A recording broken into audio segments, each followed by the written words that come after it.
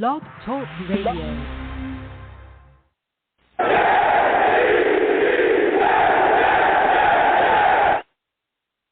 What's going on, folks? It's your boy Long Beach Joe, and I am back at it. Okay? I'm back at it again, man. Listen, it is time to talk Jets.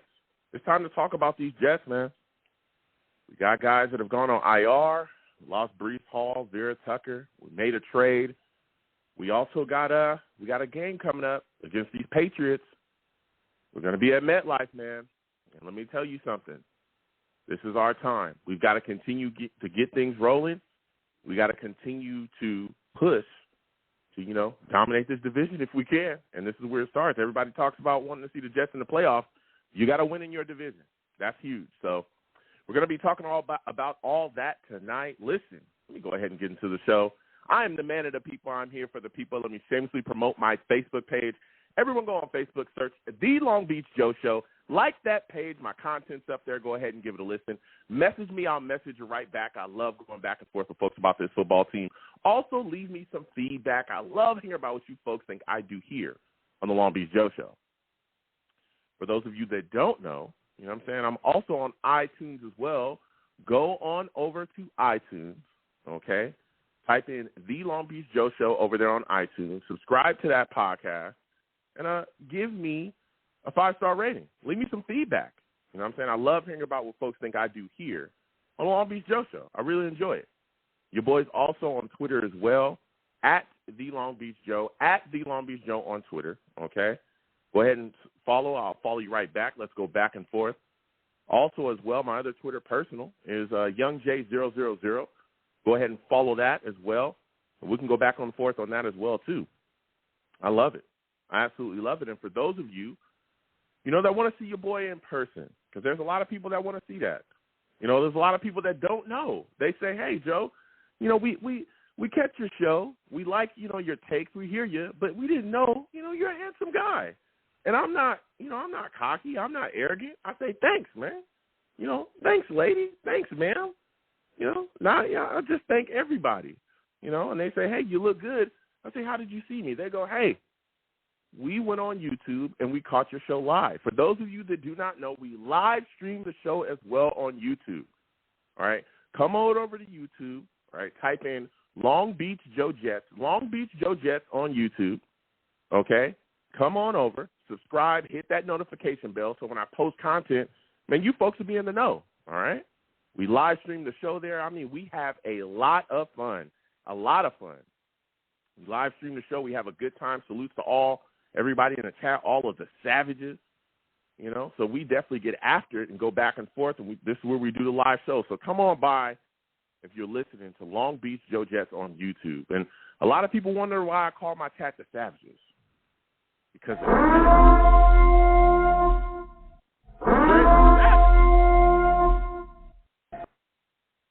listen, they do not care, man. They not feeling you. If they don't like what you're saying, if they don't like your takes, they going to let you know. All right? No problems whatsoever. They going to let you have it. So that's why I call my chat the savages, because they get after it and they savage. So salute to everybody as well, watching and listening. Also, for those of you, I know some people can't see me, those that are listening to the podcast or watching me on or listening as well on Blog Talk Radio, listen. I'm wearing pink right now. Some people are asking me why. It's because we're in the month of breast cancer awareness, okay? And that's what I'm all about, doing whatever I can to fight against breast cancer and to bring breast cancer awareness to people as well. I partner with the Susie G. Komen Foundation, okay, for a little fundraiser. We're just trying to raise like $100, which I know is a small amount, but it's, we're trying to do whatever we can to help out. For those of you that are in the chat, salute to all the savages, Jets, Mets, all my guys that are in there. Listen, please click that link. Give anything you can, $1, $2, $3, Take your coffee money for tomorrow and just throw it on in there, $2.50, something like that, And do what we can, or do what you can to help me, give to the Susie G. Komen Foundation. Again, I've donated as well. All of that money goes directly to the Susie G. Komen Foundation. It goes directly to them. to continue to help in efforts to fight breast cancer and also bring awareness to breast cancer as well. So that's what I'm all about, is bringing the fight to breast cancer and letting people know, hey, this is a serious situation, a serious disease that we're trying to eradicate. And for those of you that are men, because I go back and forth with a lot of Jets fans, a lot of Jets men that go, Joe, why are you so big on breast cancer? Look, it's not just a disease that affects women, okay? It affects men too. There are men out there with breast cancer as well. So I urge everybody, again, please give to my donation page to help Susie G. Komen. And at the least, please go get yourself screened as well if you can, you know. So, again, I want to thank everybody for participating, everybody for giving in that. It's been great. Now it's time to talk about the New York Jets, all right?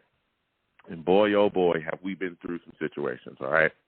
We're coming off of a win against the Broncos, you know, so the Jets are rolling right now. 5-2, we got a lot of things going on. You know, we've been undefeated since Zach Wilson has come back. We'll talk about him in a second. But in that game against the Broncos, we saw two, you know, or actually we had a couple players. It was actually three, but two of our young big stars really, we took a hurt there. Breece Hall and Alijah Vera-Tucker are on injured reserve. They're done for the season. Breece Hall went down in the second quarter. We saw him kind of go down in a heap and grab his knee immediately. And we were all like, we were hoping that it wasn't what we all feared that it was. We saw him get walked to the sidelines. We saw him get on a cart. We saw him get carted off. Even after the game, you know, we heard Coach Sulla come out and talk about how everyone thought, hey, you know, this could be an ACL tear. Well, they did the test on it, and it, in fact, is a torn ACL. He also has some meniscus damage as well, and that puts him out for the season. And initially when this all happened, I thought to myself, man, this is going to be rough going forward. I looked at it and I said, you know what? It's tough to lose Breece Hall as well. I mean, if you watched that Broncos game, you saw the big impact he had. The 60-plus yard run that he had for a touchdown was huge for us. That score was big for us in that game. And he had been making plays, you know, all throughout the season so far. He was pretty much the guy that was really running the rock. Michael Carter was also chiming in as well with his carries and things. He was moving the football too, catching the ball and doing his thing. But Breece Hall was really taking off for us offensively. So when I saw and heard that he had gone down ACL, he's on IR, I'm thinking it's going to be a little rough, but we got Michael Carter, you know. We got Michael Carter. We'll be okay. That was my initial thoughts. And, you know, we can move forward. We got Ty Johnson. We got Michael Carter. Things are going to be all right. Well, Joe Douglas was able to swing a trade. He immediately started looking out there on the wire, started trying to scan the league, figure out what to do here. And Joe Douglas was able to make a trade, Jacksonville Jaguars, for James Robinson, which was huge. Actually was able to get James Robinson for a 6th-round pick. Now, keep in mind, this trade, you know, there's some things to this trade here as far as compensation. Now, the Jets have 2 6th-rounders. They have 2. One of them belongs to Houston, or one of them came from Houston, in a trade that we made with them. We sent Blake Cashman to them, and they gave us a 6th-round pick in exchange, which was crazy at the time because nobody in their right mind thought that Joe Douglas would be able to get any type of compensation for Cashman, who was a guy that had done nothing here really because he was constantly injured. But he was able to get some capital back for Cashman, and that was one of the 6th-rounders that we held for this trade here. Now, Jacksonville, within this trade, is going to get whatever the highest 6th-rounder is. So at this point, you look at Houston, you know, the way it's looking over there, more than likely they're probably going to end up with Houston's 6th-round pick if it stays that way. Now, there's also another caveat to this trade as well. The compensation could move from a 6th-round pick to a 5th-round pick if James Robinson rushes for 260 yards or more with the New York Jets this season. So we could be looking at a 5th if he really takes off and get things rolling. And has, you know, some contribution for us, you know. So that's not a bad deal at all. Not a bad deal for a guy that is talented, that I believe can really come in here and do some things with us, fits the scheme with his running style. Again, James Robinson had over 1,000 yards in 2020. I think he had like 7 touchdowns that year as well. This is a guy that has some stuff to him. He had 760 yards in 2021. was looking solid that season, but then he tore his Achilles in Week 16. And that kind of, again, for anybody, especially a running back, that's going to take some time to heal up, kind of figure out what they were going to do there. And Jacksonville, subsequently ended up drafting Travis Etienne in a draft that came up. And let me tell you, I remember that draft that year, and Travis was a really good running back, and everybody was excited about him. And Jacksonville took him, and they tried to, kind of fit James Robinson into the offense. Again, they were supposed to be kind of trading off carries, supposed to be a two-headed monster, there at running back. And somewhere along the way, James Robinson just kind of got lost in that situation, and we see the Jacksonville kind of continue to move forward with Etienne making plays and being their big offensive, focal point and playmaker. So here we are. We were able to get him in a trade, and he's here now, and I think he'll be solid within the mix. Again, when you look at our backs now, again, that Breece Hall has gone out. I'm not, necessarily down. I think that we still will be able to operate solidly running the football. Again, when you look at our system, it's very run-heavy. We're running the same thing that they run in San Francisco. And in San Francisco, there's a myriad of running backs, guys that sometimes are nameless, guys that you don't really know, and they're able to produce in that system. And I think that we will be able to do the same thing here. Again, you got Michael Carter, who has shown us multiple times that he is extremely good back. We saw him last year. He made a lot of great plays for us. Even this year, has been able to definitely do things, especially, again, with Breece Hall really kind of stepping forward and being the guy that was taking more of the bulk of the carries. Michael Carter still has been able to put in work and show us that he's still extremely talented. And, again, you got Ty Johnson as well backing him up. The New York Jets also called up, Bam Knight as well. They signed Bam Knight. They also elevated guys from the practice squad as well, Myron Cunningham. They also signed offensive lineman Chris Glazer. They also signed Connor McDermott as well to the practice squad. So Chris Glazer and McDermott go to the practice squad. So Bam's back on the active, and things are looking good for us. So I don't think we're not gonna die here. Everything's gonna be all right. We just got to continue to move forward, and especially again with James Robinson in the fold, I think we'll be okay.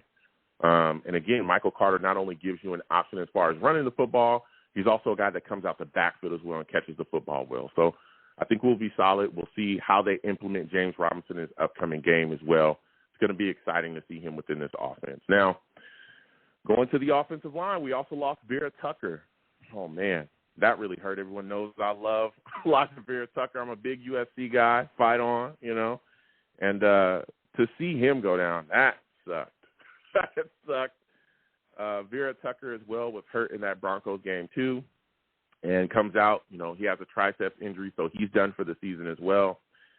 Now, the thing about this is our offensive line has been shaken up so many times already. We lost Mekhi Becton early, and then, we had to move guys around.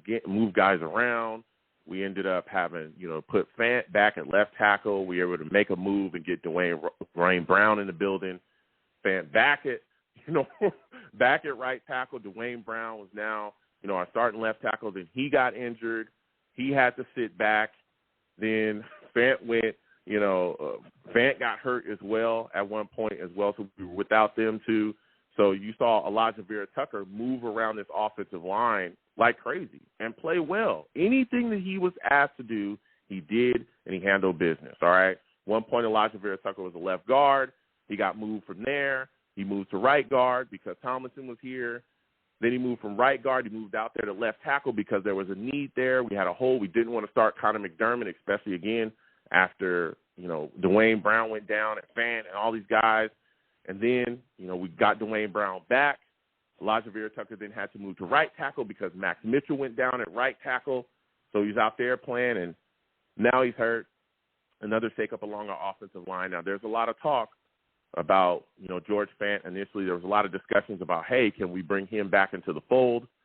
It's looking like it's going to be some time before he gets back from the injury that he has. A lot of people were kind of expecting him back around this time range. Again, he was on the IR too, but it's looking like it's going to be a couple weeks. But that has been reported for quite a bit, that it was unlikely for him to really come back, at a set amount of time, that it's going to take him some time to deal with the injury. So when you look at the New York Jets offensive line, right tackle right now, it's looking shaky, baby. I ain't going to lie.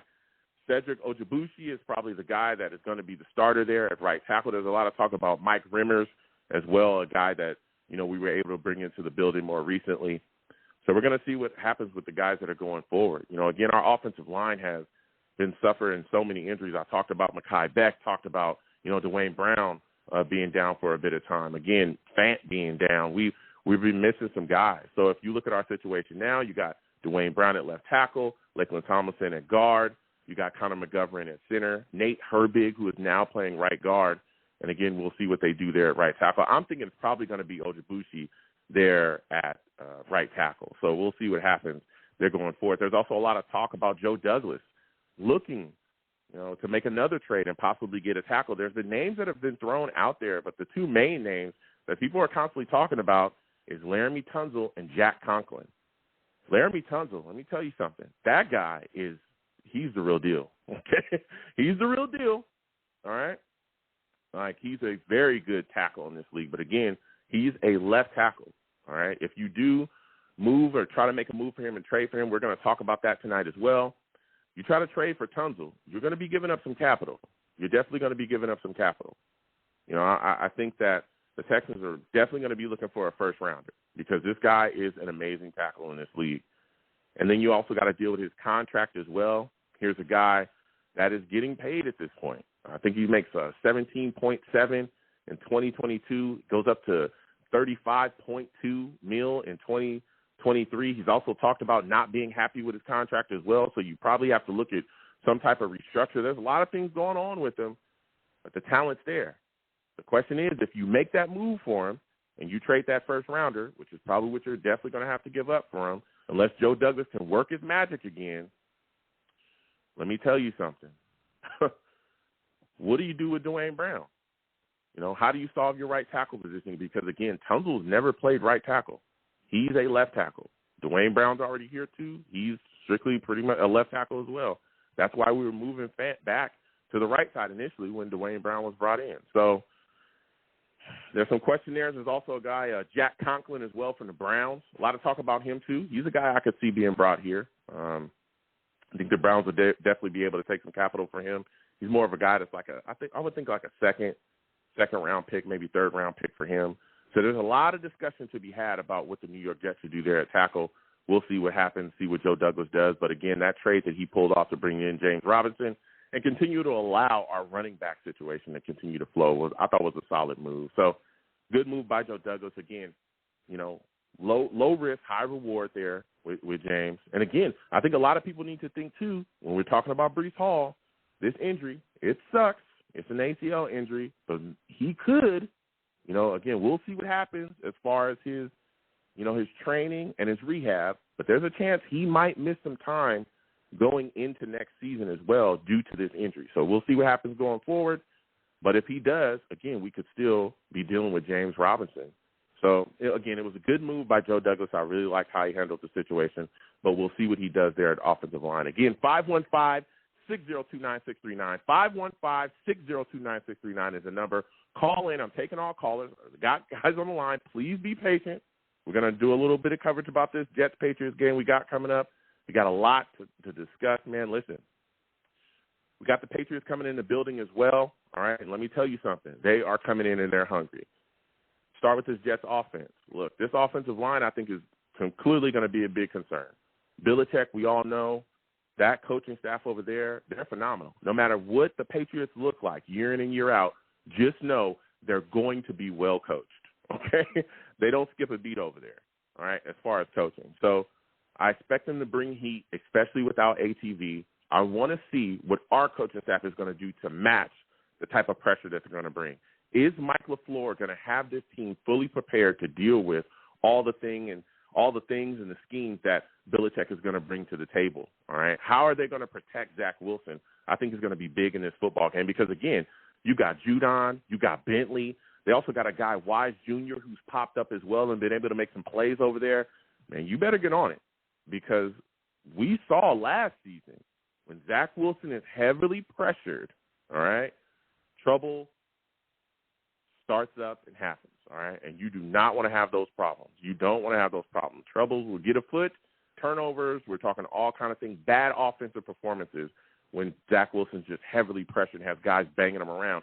That PCL injury he got, that was against the Patriots, and they were jacking him up in that game.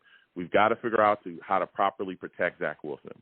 Also, when you look at Zach in this game, I wondered, hey, baby, how are you going to bounce back? All right? I know that there are some people that think that there was a lot of, guff being made about Zach Wilson being bad against the Broncos. I'm here to tell you, I'm a big Zach guy. I think he has what it takes to really step up and ascend in this league. He was terrible against the Broncos.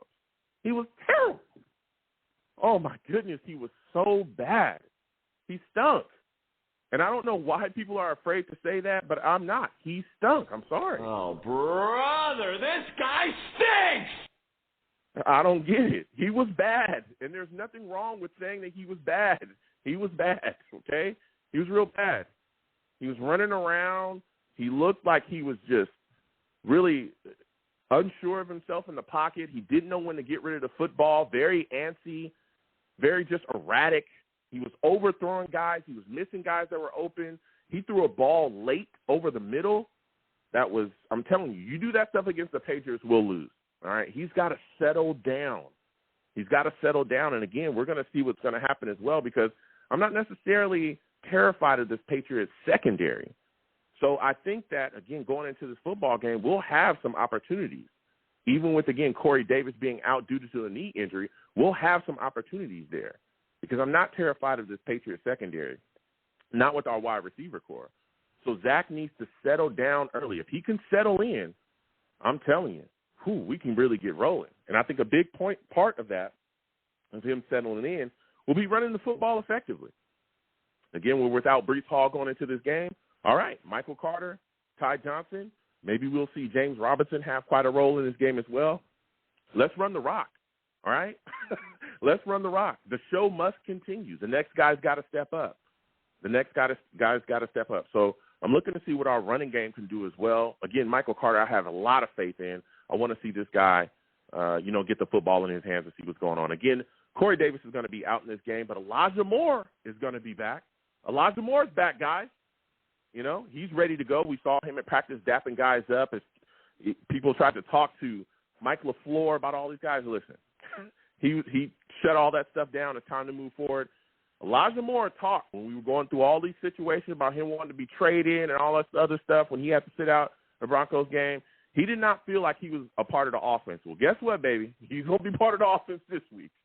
All right, if you don't feel like you got enough snaps or enough targets or whatever it is that you feel like you didn't get, guess what? This week you will be getting quite a bit of them. All right, we might also see him get the ball, coming in the backfield as well. They might see him hand him the ball off the same way that they do, in San Francisco with Deebo Samuel. We might see some of the same things here being ran. So let me tell you, boy, Elijah Moore, you about to get the rock if you ain't never got it before. So he better be prepared. So we'll see what he does. We're going to be talking about that as well. We'll see Denzel Mims. I think Garrett Wilson is definitely going to have his opportunities as well this week, especially, again, with Corey Davis being out due to that knee injury. Man, he's going to get his chance. You look at our defense, man, Mac Jones. Mac Jones is going to be the starter there. You got to get some pressure on him. We saw him get benched against the Bears. Listen, Lawson, Quinnen Williams, Huff, Jermaine Johnson's going to be coming back. He's supposed to be playing as well, coming off that ankle injury, so this is going to be his first game back after that injury. John Franklin Myers as well. You better get after Mac Jones early and often. You bang him around, I'm telling you, it's going to lead to turnovers. That guy he's a stiff in the pocket, all right? Absolutely take his head off when the chance comes and put some pressure on him. We might see some blitzes this week as well. Now, the big thing is Stevenson, their running back. Whoa, this guy is serious business. We have to stop the run here. I think he's already got 487 yards on the ground so far. That's a big part of their offense. We've got to account for that guy. Damon Harris as well, another back they have. He comes out the backfield. He can catch the football. We got to watch out for him. I'm not necessarily scared of the Patriots wide receiver core. Myers, Parker, you look at Sauce and Reed, Michael Carter the second. The way these guys are playing is phenomenal. They shut down better wide receivers. So I'm not scared of the wide receivers, but I tell you what, oh, boy, Hunter Henry and Jonnu Smith are coming to town, all right? We got to look out. Okay? They got two solid tight ends. These are big guys that can move. Whitehead, our linebacking core, C.J. Mosley, Quan Alexander, all of our guys, we have to make sure that these guys don't go off.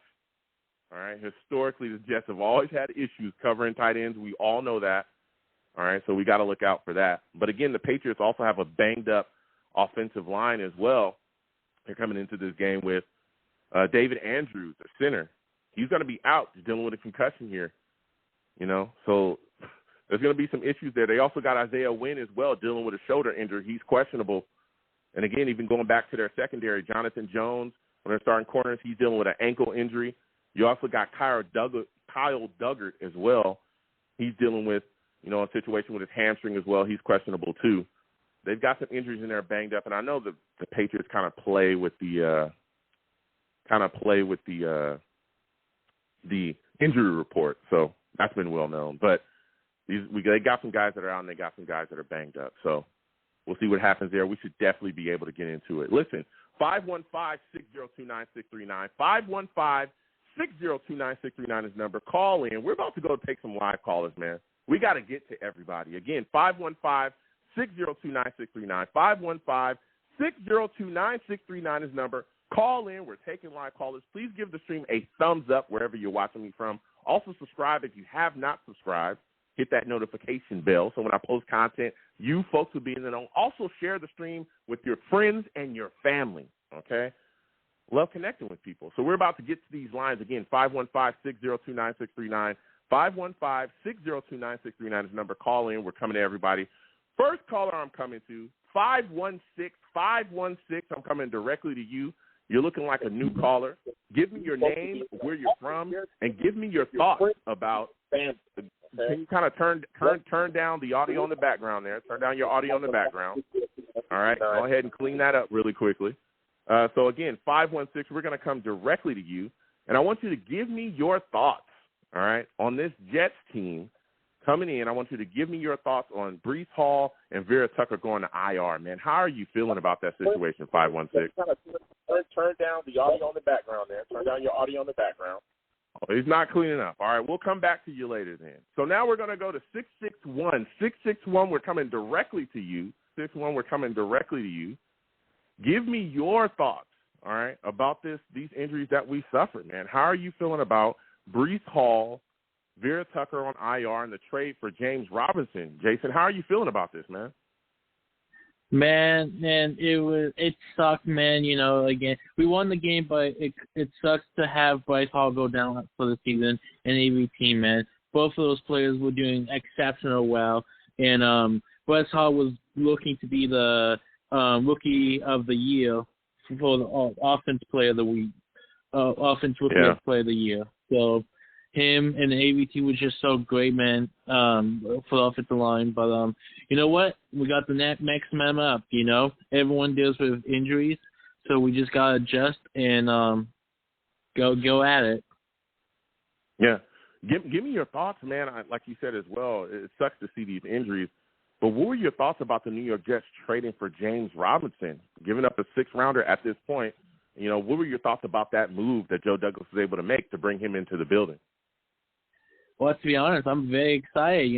Looking at him and watching a little bit of tape on him, he does remind me of Breece Hall. He's very quick and he's shifty like Breece Hall. But he's not going to be a Breece Hall, but he has a body. On tape, he has a body. So I think he's going to fit very well in the system. Not only that, though, if he does very well next year, we could have all three of these running backs in one running back room, and that could be amazing for us going forward. Yeah, it could. Now, we talked about the trade that he made for James Robinson. Again, I agree with your takes. I like Robinson and what he brings to the table. Like you said, shifty guy. I think his really helps us, really fits and suits us as well within our offense. But there's a lot of people talking about rumors that are swirling that Joe Douglas trying to find maybe another offensive lineman out there on the trade deadline as well, before the trade deadline, as well. Is there an offensive lineman that you're interested in, maybe a tackle? A lot of people talking about Jack Conklin, Jeremy Tunzel. Would you like to see either of those guys, possibly become a New York Jets with a move that Joe Douglas can make? Absolutely. And not only that, we know what these players are. So it's better to, if we have to give up a first for a great player like this, we know what we're getting at least. So then we don't have to worry.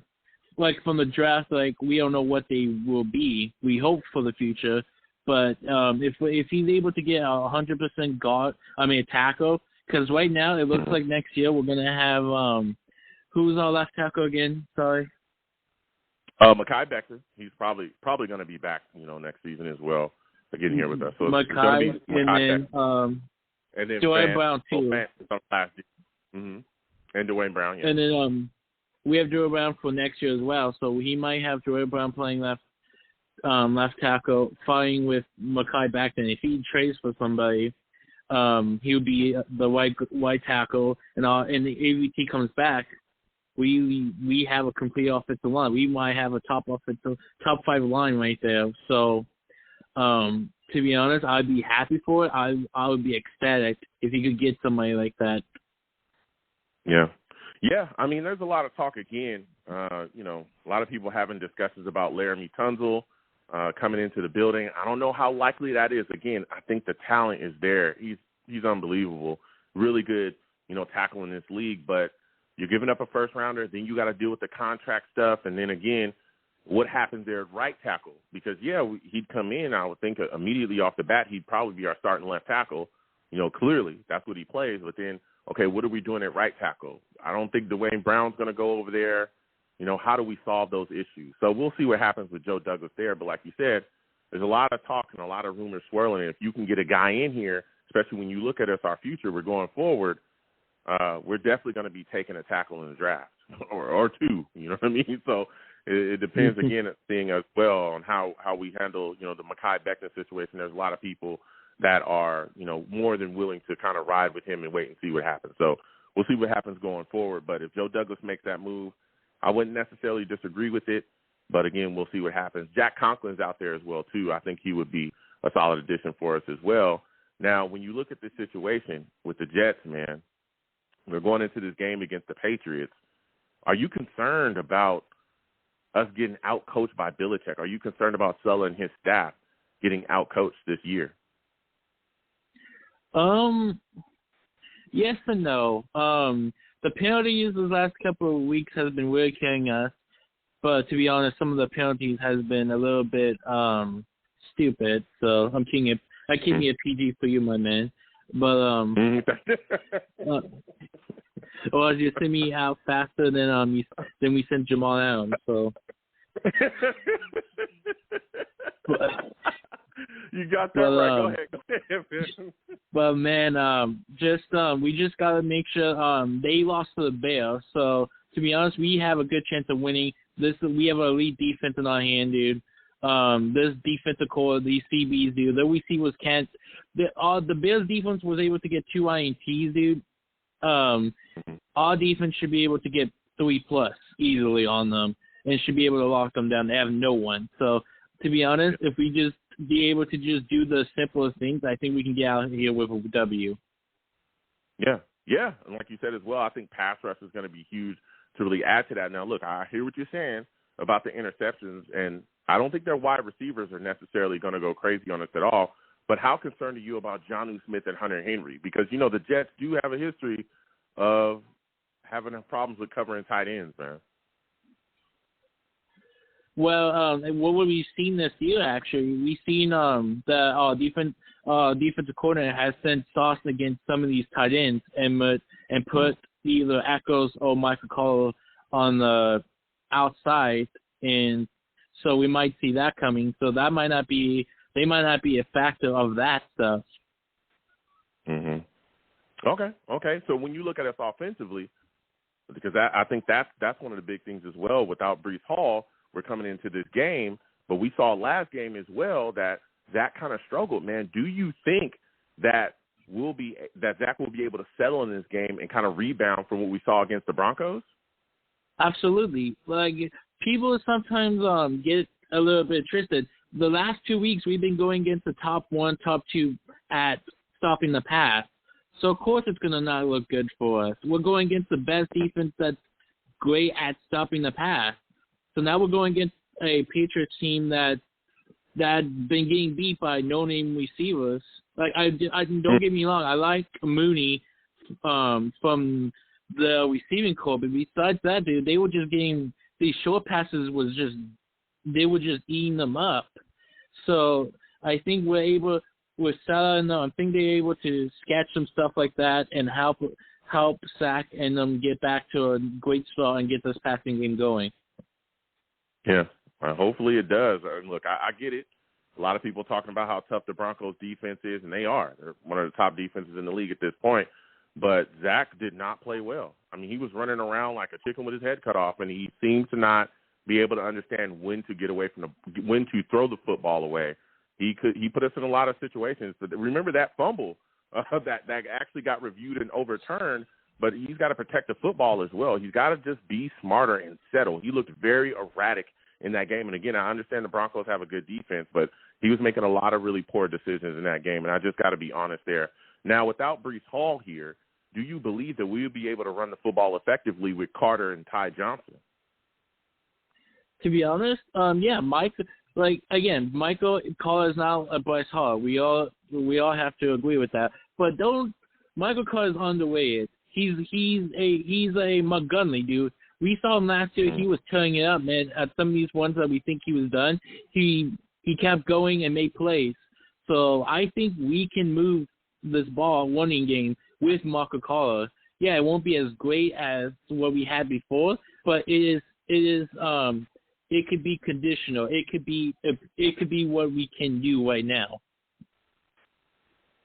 Yeah, listen, I'm right there with you. I think that he, again, has shown us last season that he could be a great back. All you got to do is get the guy to football, and he can make magic happen, especially, again, in the passing game, too. So I don't have any kind of fear that Michael Carter, I think our running game is going to slide off of a cliff. I think we'll be okay. And, again, with James Robinson coming into the fold, too, we'll see if they put him out there on the field and how big of a role that he's going to get, pretty much in his first week here. Now, my next question for you, Elijah Moore, he's back now. Seeming like everything's good. He's going to be out on the field. What are your expectations of him coming back from this situation about the trade request and all the things that we saw? How are you feeling about him coming back, and what are your expectations for him against the Patriots? Well, to be honest, yeah, it sucks what happened, and all that. But you know what? We need him now. We need him more than ever, especially with all the injuries last week. So welcome back aboard for now. And if he wants to still get traded, just the coach tell him, hey, you have to come out here and play and let people boost your interest. So if you want to be traded, you gotta get some tape on the field. So I'm expecting them to use more and more a little bit. So, but I'm expecting them to use him on sweeps and all that and try to give him a little bit of that so that he'll be more happier. If this could be salvaged, then I'm happy for it. And hopefully it could be salvaged. If it's not, then we just use him for this year and see what happens. Yeah, we'll see what happens going forward. Now, my final question before I let you go, my friend, give me your score prediction for the New York Jets' upcoming game against the Patriots. Who do you think wins? Who do you think loses? How do you think this game ends up? Oh man, dude. I talk some trash to some Patriots fans. So if we lose, it's gonna be hugely on me. I'm hoping we win. So my prediction is I said yes to. I think we win 21-10 Jets. Ooh, 21-10 Jets. Let's go.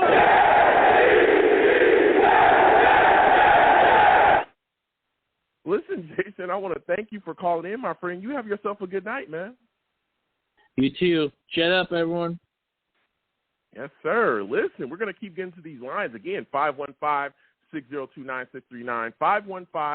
515-602-9639 is the number. Call in. We're taking all calls. Listen, salutes to all the savages in the chat going off.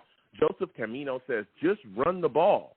Zach is a game manager. Oh, well, makes the game easy. If you're running the football heavily, it does make the game a lot easier to manage.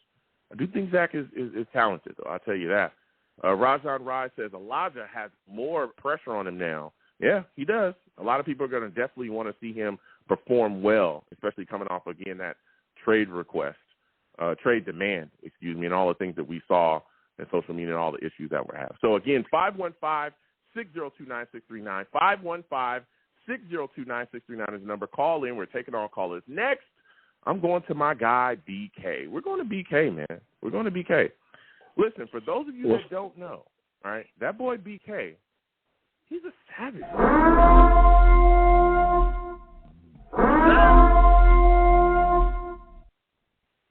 Listen, man, BK, he talk his talk. Listen, salute to you, BK. I want to thank you for calling into the show.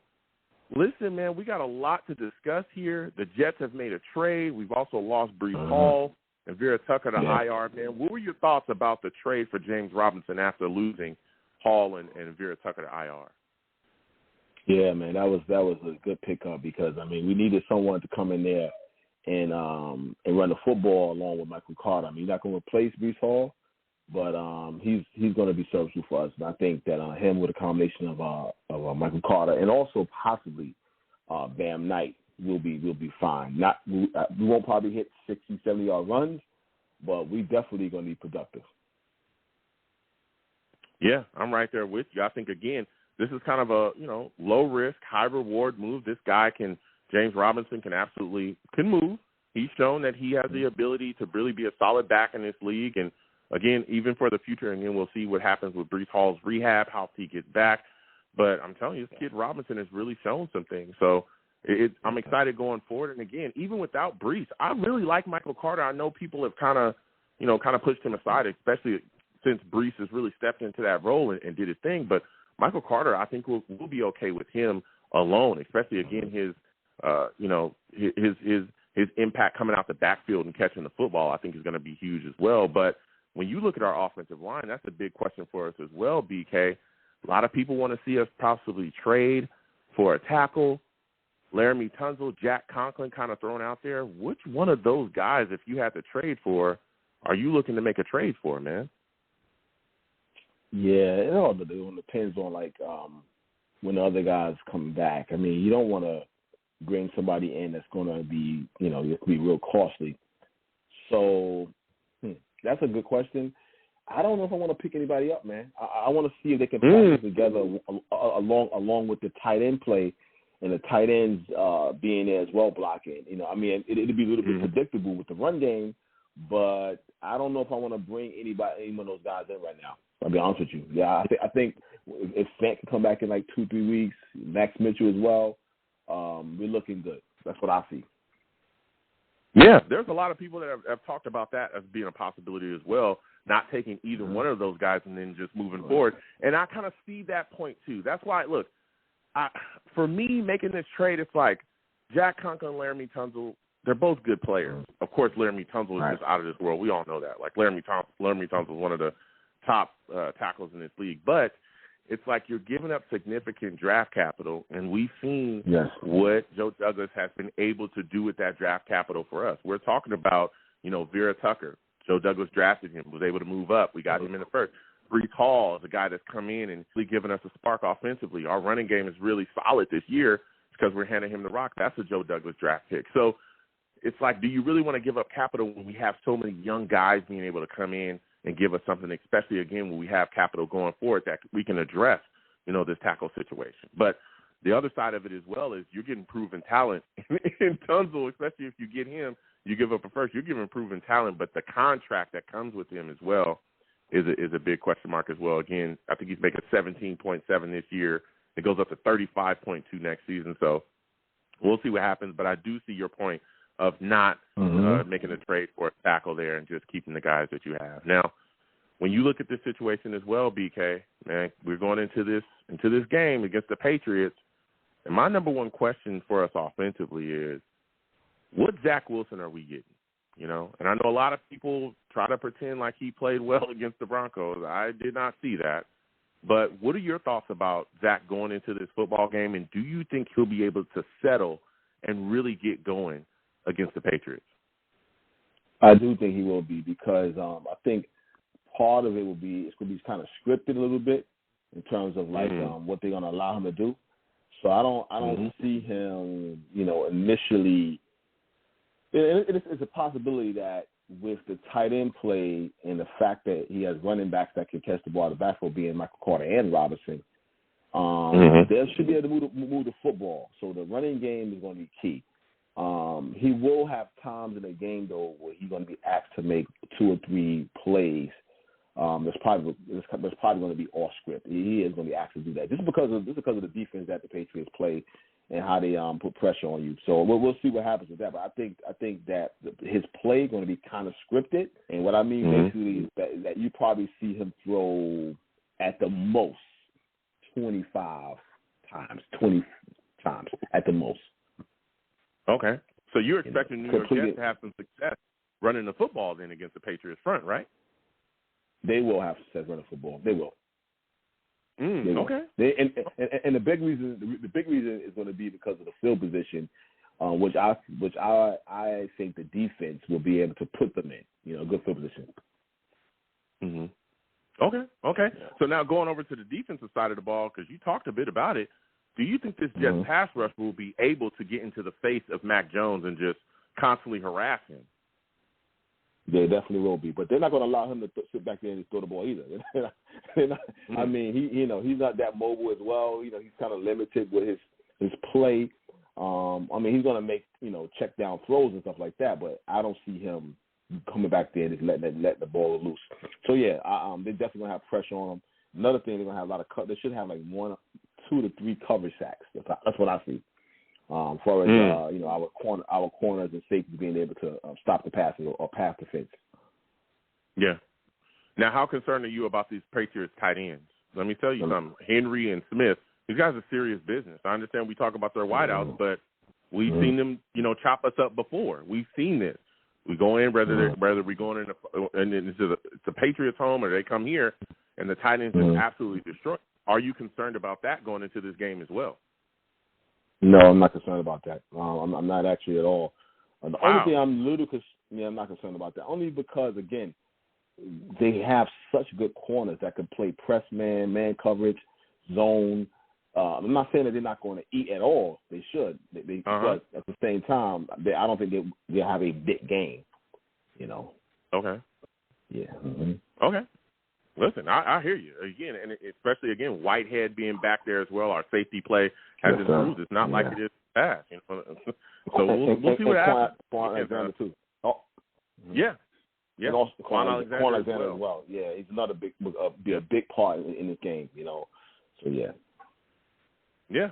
So my final question for you, BK, you brought some heat, man. Give me your final score prediction for this game. Who do you think wins? Who do you think loses? How do you think this game ends up? 27-13. Ooh, 27-13 Jets. Let's go.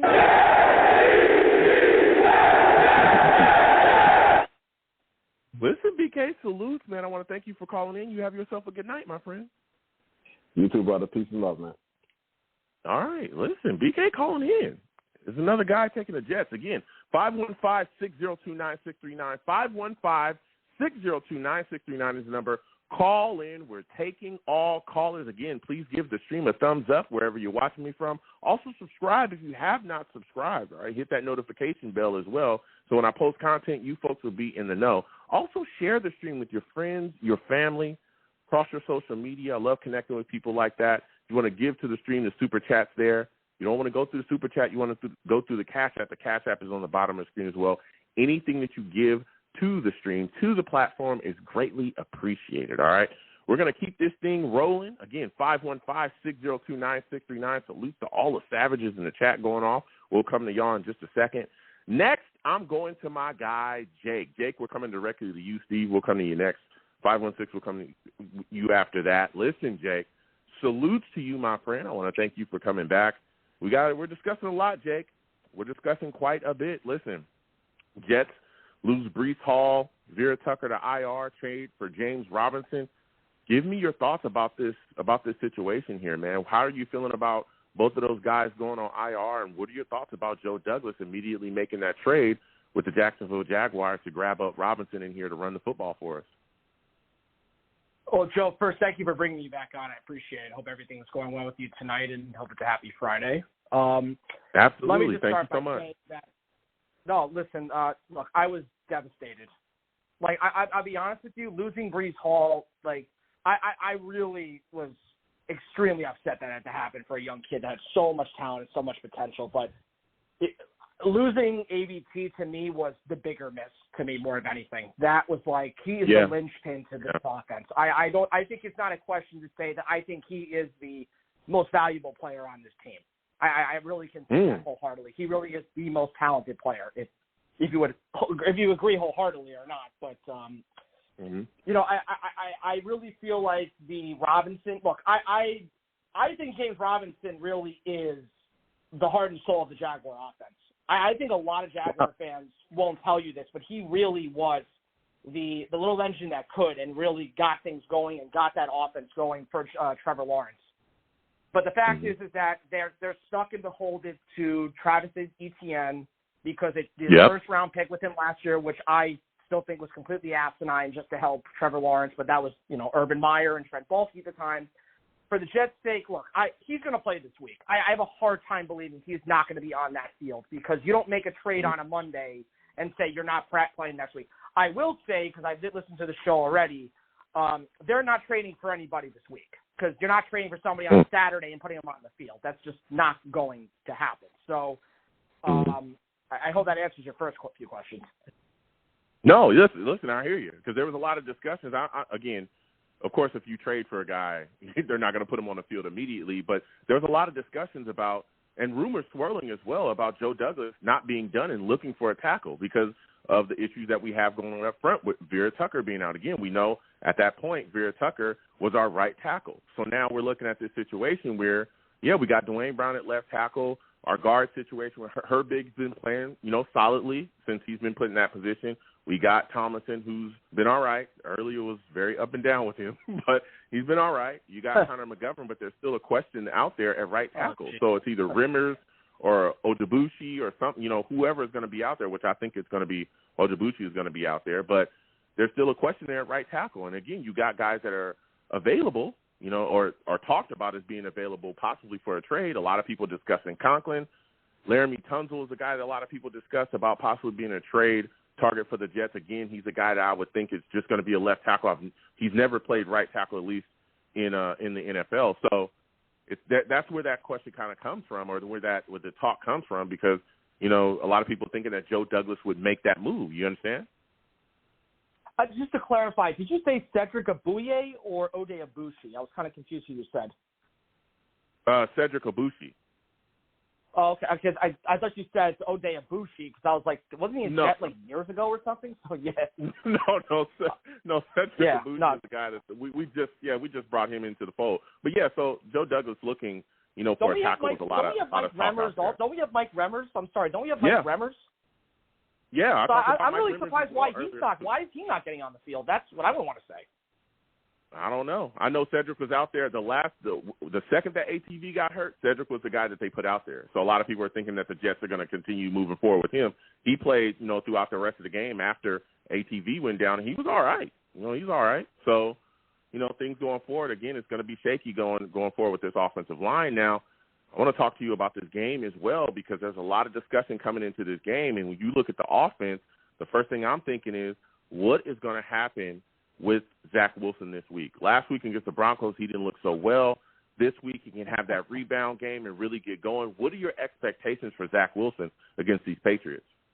The thing I want to say is that I watched Chris Sims this week, where he had to scream at Jet fans for saying we are nitpicking at everything. Let me just say something here. Chris Sims for years has been defending his top quarterback and top players of the draft every year. So personally, anyone that thinks he has the right to say that Jet fans have reason to not complain is baloney. So I just want to say that first. Everybody here, in my opinion, I don't care what anyone says, you have to be concerned about Zach Wilson. You have to be very, very, very concerned, because everybody likes talking about what he did in the fourth quarter. Great, they're closing games. They should look. I'm very happy they're closing games. Who are the teams they're closing games against? Kenny Pickett, Skylar Thompson, Aaron Rodgers, who's clearly injured. I mean, I think we have to make it clear at this point, the Commanders' win last week just shows you that beating Aaron Rodgers is not getting you a merit badge anymore. And last week they beat. Hold on a second, Jake. Look, hold on a second, Jake. But it's still Aaron Rodgers. Okay, look, Aaron is still spinning the football out there. They're still playing decent football out there. That's still Aaron Rodgers, and it was in Lambeau. Okay, I'm not trying to say that Zach has not been a little questionable, especially again in the Broncos game. But we still went in there to Lambeau and got that victory. I will say that. Go on. I just want to put that caveat in there. Go ahead. Joe, I mean, look, I said this in the last call. The Lambeau game, he still made a lot of sloppy throws into double coverage, triple coverage. Look, I say this again. I'm going to keep saying this every week, whether it's the Patriots or the Bills or the Lions. I'm still waiting to watch 4 quarters from Zach Wilson. And the fact is that Breece Hall has bailed him out now every week time being, so they've never had to rely on him for that. Now it's pretty much all on his shoulders because James Robinson's going to contribute, Michael Carter. The run game's going to contribute. But, dear God, man, I mean, the guy's got to start putting up really something at this point to make me feel confident from start to finish. I can't wait until the third quarter for them to come up because what happens if they're down 21 points in the fourth quarter? He's going to come back and score 3 touchdowns? We have no idea if he can do that yet. And I'm going to say something else right now that I think, and this is just a theory.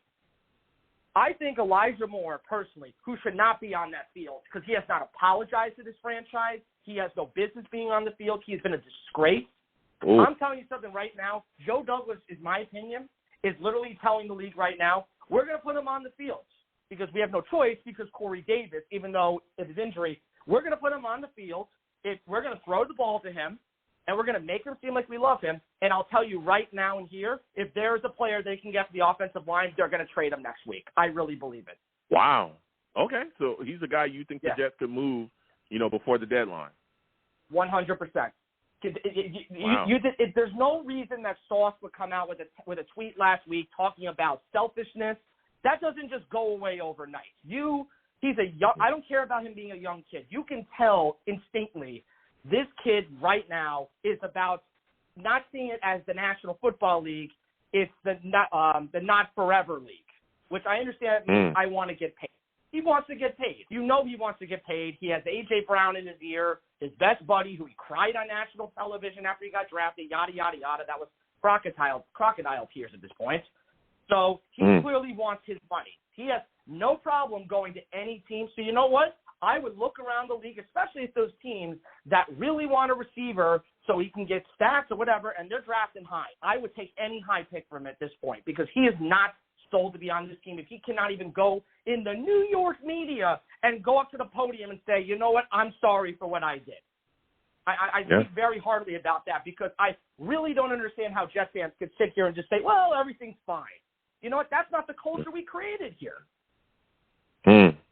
Yeah, listen, I hear you, and I had some of the same things to say. Initially, I thought it was extremely, selfish of him to come out and say those things, especially when the New York Jets were winning at the time and we were really rolling and things were going well, and then all of a sudden he comes out with trade demands and requests. But we saw him in practice. He's dapping it up with Mike LaFleur. Mike LaFleur shut it down with the press. He doesn't want to talk about it anymore. They're ready to move forward.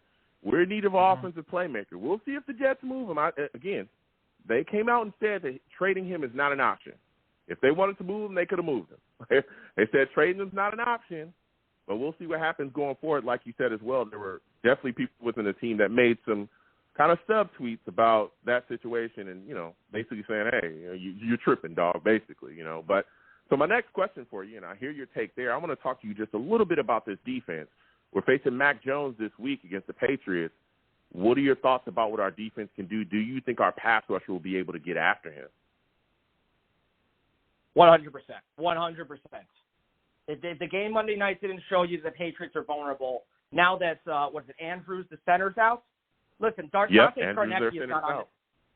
Yes, Dante Scarnecchia is not on this team anymore. That is the name that every Jet fan should be shouting at the Patriots because that man who literally should be Tom Brady should literally be putting him in a mansion. In his divorce settlement with the apartment he has in the city, that should go to Dante Scarnecchia. He has literally made his career, completely made his career. They don't have him anymore. And now they're down to some schmo on the offensive line, and Matt Patricia's their offensive coordinator. Like, can we not say that enough? I mean, this guy's a disgrace. This guy has no idea. And listen, I went to college in Boston. I have diehard Patriot friends, and they'll tell you wholeheartedly, the wins they have had so far this year against the Lions, they said it was a mirage. They know that Bill is staying on this team right now. Bill's staying on this team right now purely to get records. He wants to beat the record. It has nothing to do with winning a Super Bowl at this point. And another thing I'm going to point out to you, and this is something I've said on every single chat, and I'll say this to ESPN or anybody. Josh McDaniels leaving the Patriots, I thought, was the biggest loss of the entire offseason, player, coach, down the board. It is clearly showing you that this is the guy that they wanted or somehow should have been the replacement to Bill Belichick. And I'm telling you, after he had his meeting with the Colts and everything, look, I'm not going to rant too much. I'll let you think about that for a second. But in my opinion right now, the Patriots are struggling between one quarterback and that quarterback, whatever. He wants to play musical chairs with quarterbacks, that's his choice. Who's their receiver? Jacoby Myers. That's a big question. The law firm. Jacoby Myers, Devontae Parker. Yep, that's been the big thing. But again, and I've talked to people about this as well. I know, like you said, you have ties to that Boston area. I've always been a guy that has said about the Patriots, until it's over. I'm talking about until the final whistle, I never count the Patriots out. I understand that there's issues there coaching. Like you said, Matt Patricia's their offensive guy now, and they've got a whole thing going on. There's a lot of questions about their talent as well. You talked about their wide receiver core. I discussed it as well. I'm not scared of Jacoby Meyer, Devontae Parker. I know they're banged up as right now as well with Nelson Aguilar dealing with injuries. Like, they're not that scary. They do have some weapons here and there. Hunter Stevenson, I think they're back. This is the guy they run the football hard and heavy with. Hunter Henry and Jonnu Smith are two big targets for them as well there at tight end. But I tell you what, we've got to go in there and take their hearts out. We've got to get after Mac Jones, and we've got to handle business. I understand the questions about them. I know people are questioning, some of the guys that are still on staff. But this Patriot team, they're coached well, and they'll fight and go to the wall. Go ahead. I'll give you the final word. No, I was going to say, that was the next point I wanted to make is the offense, I think, is their defense I never roll out. This is Bill Belichick's defense, one way or another. Not Matt Patricia's. It was never even Romeo Crennel's for all those years. This has always been Bill Belichick's defense. So that they're he knows Zach Wilson well after a year. He's had 2 games. I don't care if he was a rookie. He'll always dissect the quarterbacks in this division without a doubt. There is no quarterback. Maybe Josh Allen could be the first we've seen in a while. He knows these AFC East quarterbacks very, very, very well. So I don't rule out the Patriots. I don't rule them out at this point. So to kind of conclude the point of this call tonight, I guess you're asking for a score or whatever. Go ahead and give me a score, man. Give me your final score. Jets, Patriots, who do you think wins? Who do you think loses? How do you think it ends up, Jake? You know what? I think I'm ready to say the Jets are going to win, but I think it's going to be I think it's going to be 17-9. Same thing like the other game, 17-9 Jets. Ooh, 17? Okay. You take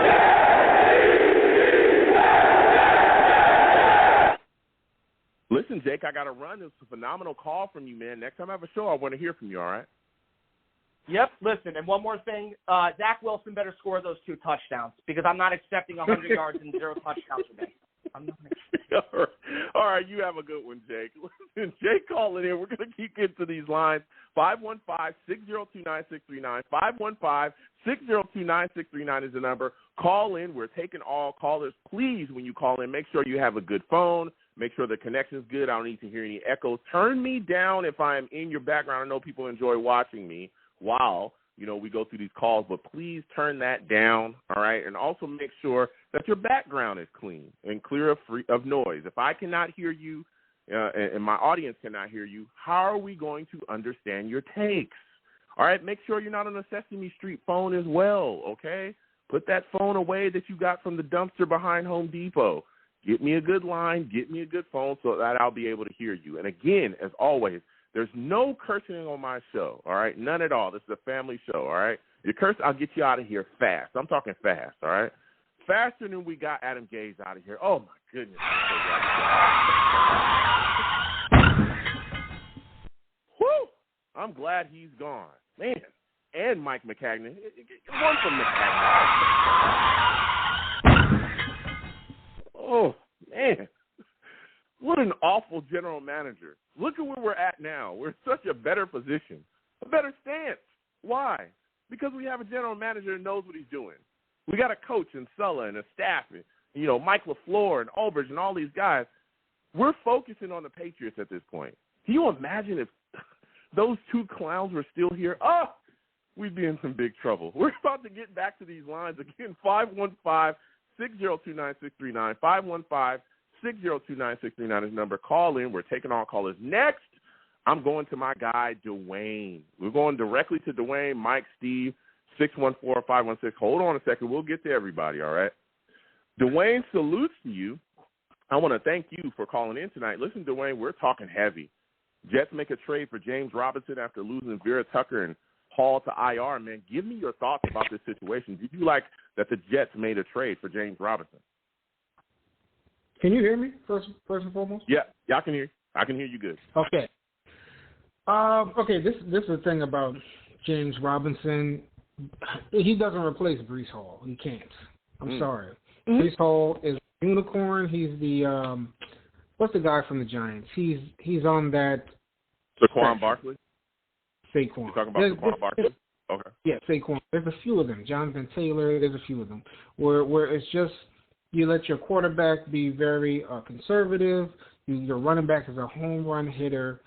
And it's just safe home runs without turnovers. There's no better offense than that.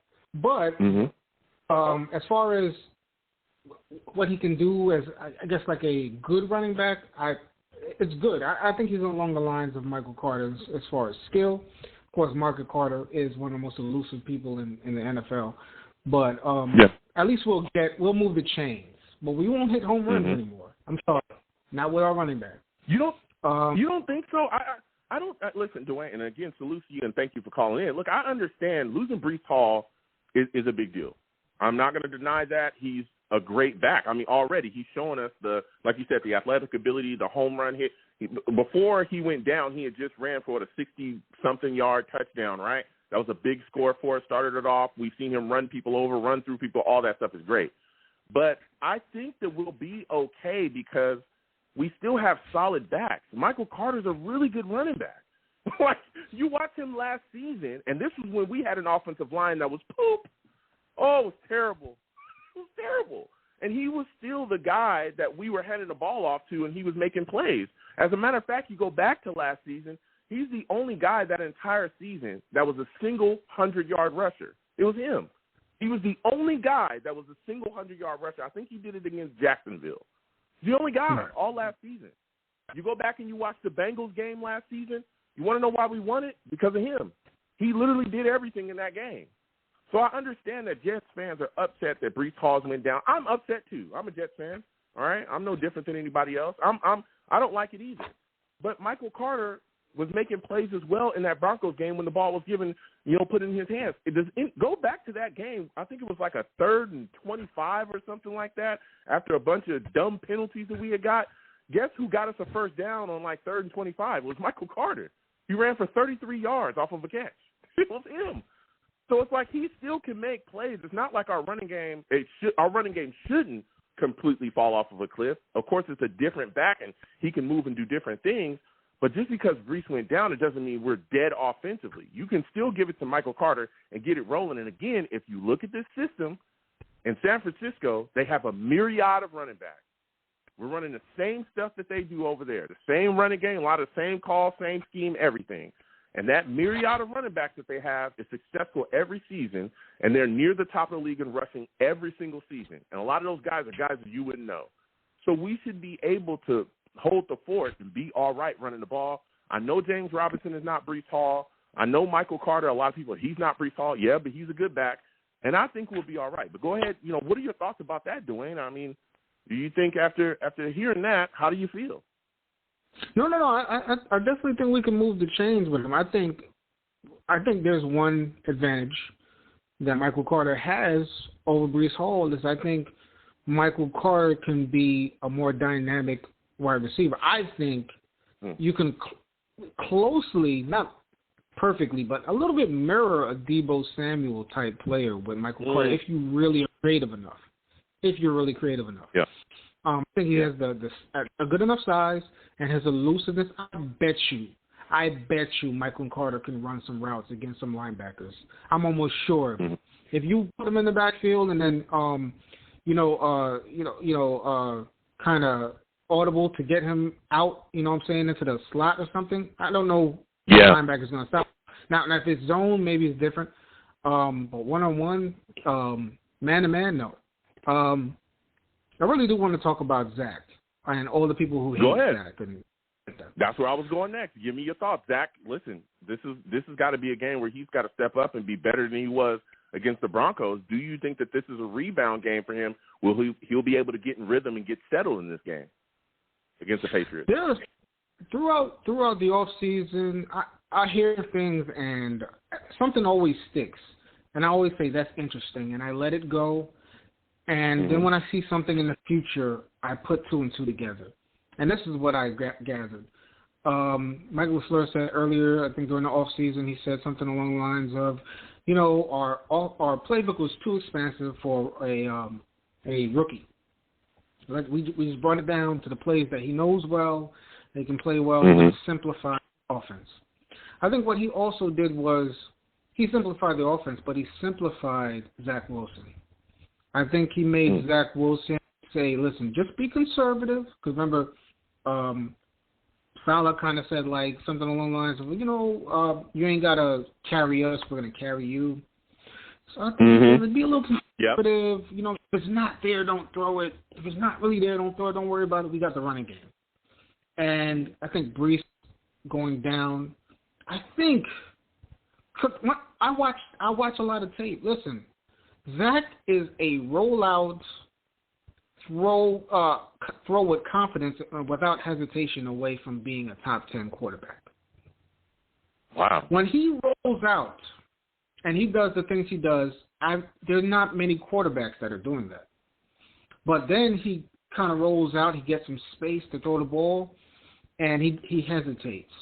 And he doesn't want to throw to a spot because he's kind of analyzing, my wide receiver's a little small. If I throw it here, he won't reach it.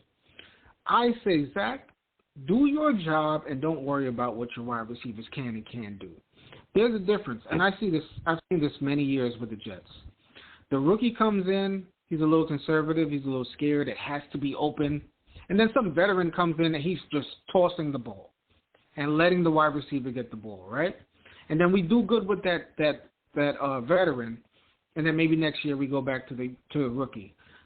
Then that's what made I hate this comparison, but that's kind of what made Eli good. Eli was like, listen, I'm gonna throw this up. You want to catch it, you catch it. You don't want to catch it, you don't catch it.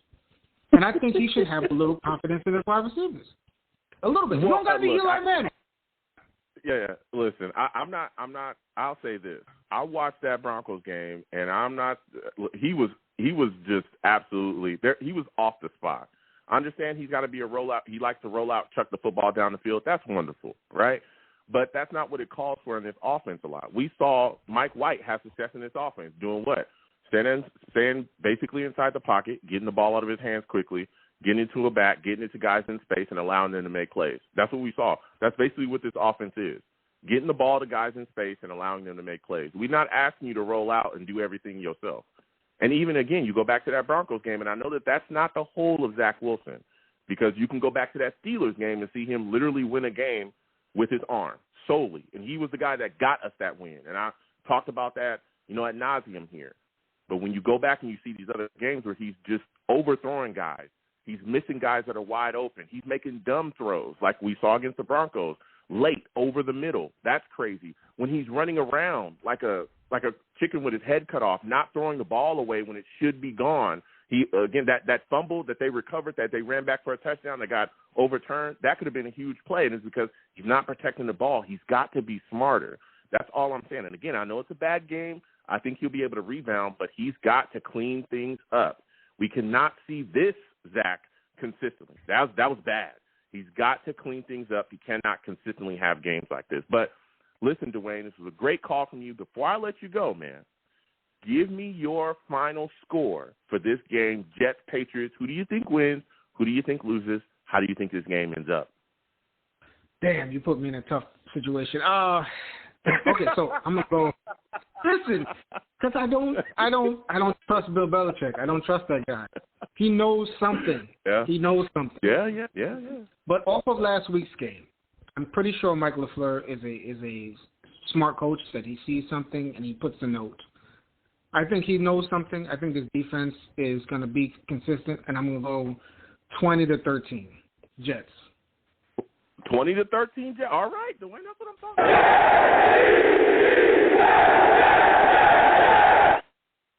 Listen, Dwayne, this has been a phenomenal call from you. Next time I have a show, I want to hear from you. All right, my friend? Yeah, I look forward to it, man. Great to hear from you, bro. Absolutely. Thank you. You have a good one. Again, we'll keep getting to these lines. 515-602-9639. 515-602-9639 is the number. Call in. We're taking all callers.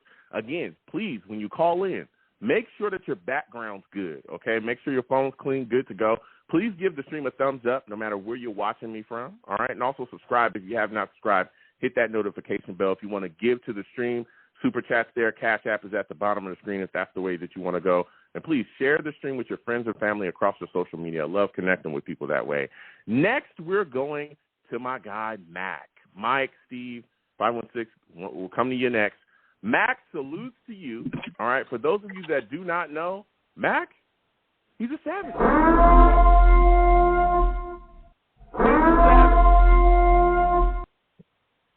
Salutes to you, Mac. I want to thank you for calling in tonight. Listen, Mac, we're delving in, man. We're talking Jets. Joe, how are you? We're discussing a lot. Salutes, man. I'm great. It's good to hear from you. Give me your thoughts, man, about this Jets trade for James Robinson. How are you feeling about it? And what are your expectations for him if they put him on the field against the Patriots? Hey, Joe. I mean, it's all good. I mean, we got a high-quality sub. What I really wanted to do, if you don't mind, is make a quick comment on Elijah Moore and then just talk about this game and its significance. I can't wait to see James Robinson play. He's not Breece Hall, but he's a player. And, you know, it's going to give us an opportunity. You know, Zach's got to take the training wheels off a little bit. You know what I mean? Yeah, I hear you. Now, I know you wanted to talk a little bit about, after you touched on James Robinson, you wanted to talk a little bit about Elijah Moore. Listen, he's back. He's back, baby. All right. I know a lot of Jets fans have a lot of things to say, but he's back. He's going to be on the field this week. What are your expectations for him against the Patriots? I don't think we're going to go out of our way, but we're going to get him the ball. And, I mean, he's a kid. He made a mistake. I'm sure the Pack made him realize that. And if the Pack's good with him, that pack of dogs, I'm good with it too. I'm moving on, man. Okay. No, listen, and I respect that. That's the exact same thing that Mike LaFleur talked about as well. Media tried to, have him go into it. He said, look, I'm keeping everything in-house. We're moving forward, and it is what it is. We saw him dapping it up with teammates. A lot of people have moved forward in this situation. Now, I want to talk to you a little bit about this Jets defense, man. We're facing Mac Jones this week. The pass rush, I think, is going to be active. Do you think we'll be able to get after Mac Jones? Yeah, I think we will because we got the players to do so. But, the biggest problem they got is, their tight ends are pretty tough, but their receivers aren't going to be able to give us a real problem back there with our defensive secondary. And what I really wanted to say, Joe, and wrap it up here so other guys can get on, is this is a really big time of change in the NFL. You're seeing the end of the road for Brady. We're seeing the end of the road for Rodgers, and we had a contribution in changing that up there. But I am so excited for this game, Joe, because we are going to go up there, and we're going to be on our home field. The crowd's going to be crazy, and we are going to smash the Patriots.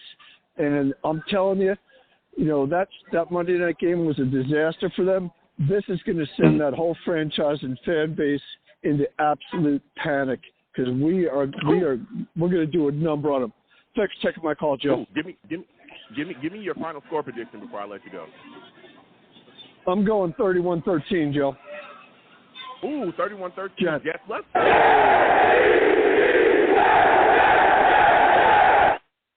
I want want to thank Max for calling in. We're going to keep getting to these lines again. 515-602-9639. 515-602-9639 is the number.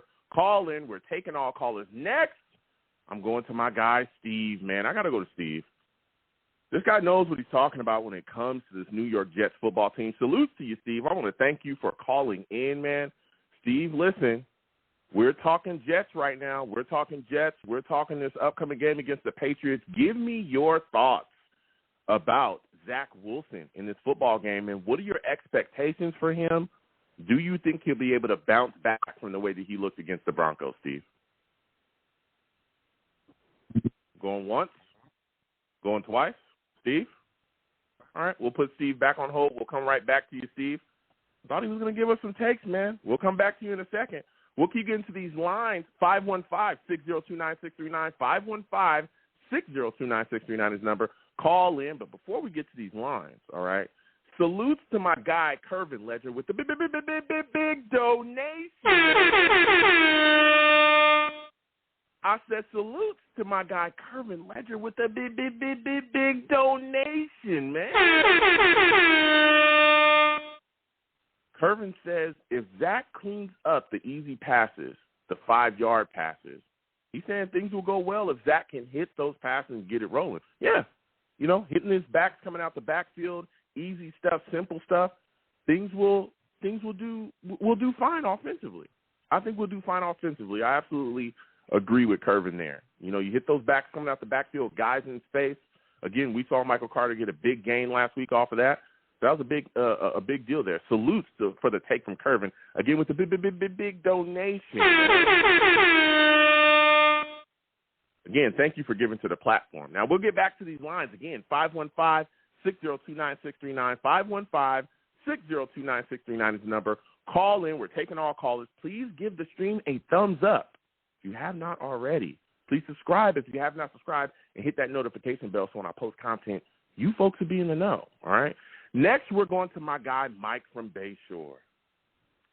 For those of you, man, that do not know, this guy, Mike is a savage as well.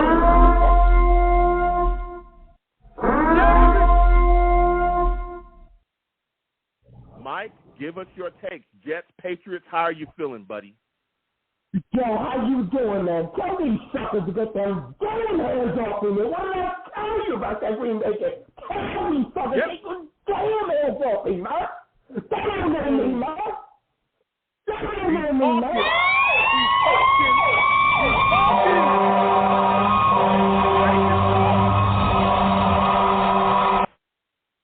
Listen, Mike, you're on fire right now. I told you, you're on fire. I told you. I hear you. You're on fire. Get off me, man.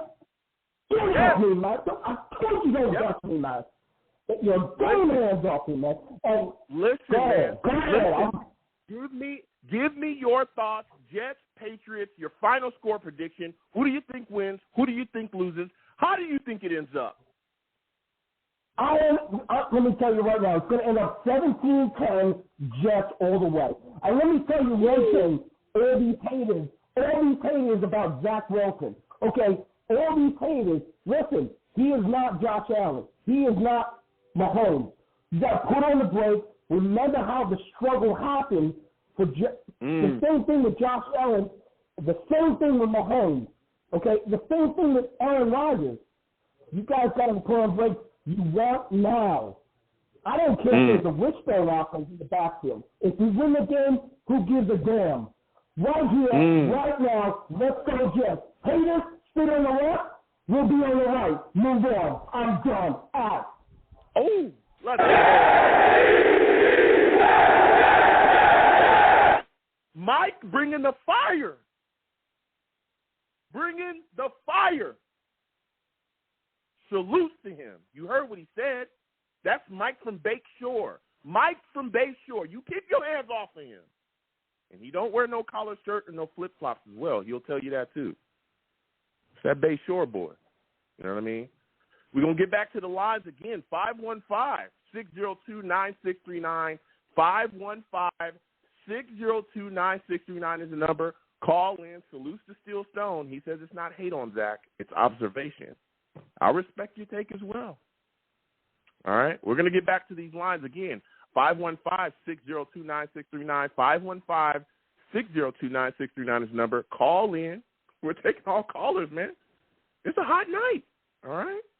We're going to go back to Steve. Hopefully Steve has got his phone together. You know, I want to hear from Steve tonight. 515. All the other callers will come to you in a second as well. But we're going to go to Steve, all right? Steve, we're coming back to you. Okay, Steve, hopefully your phone's good to go.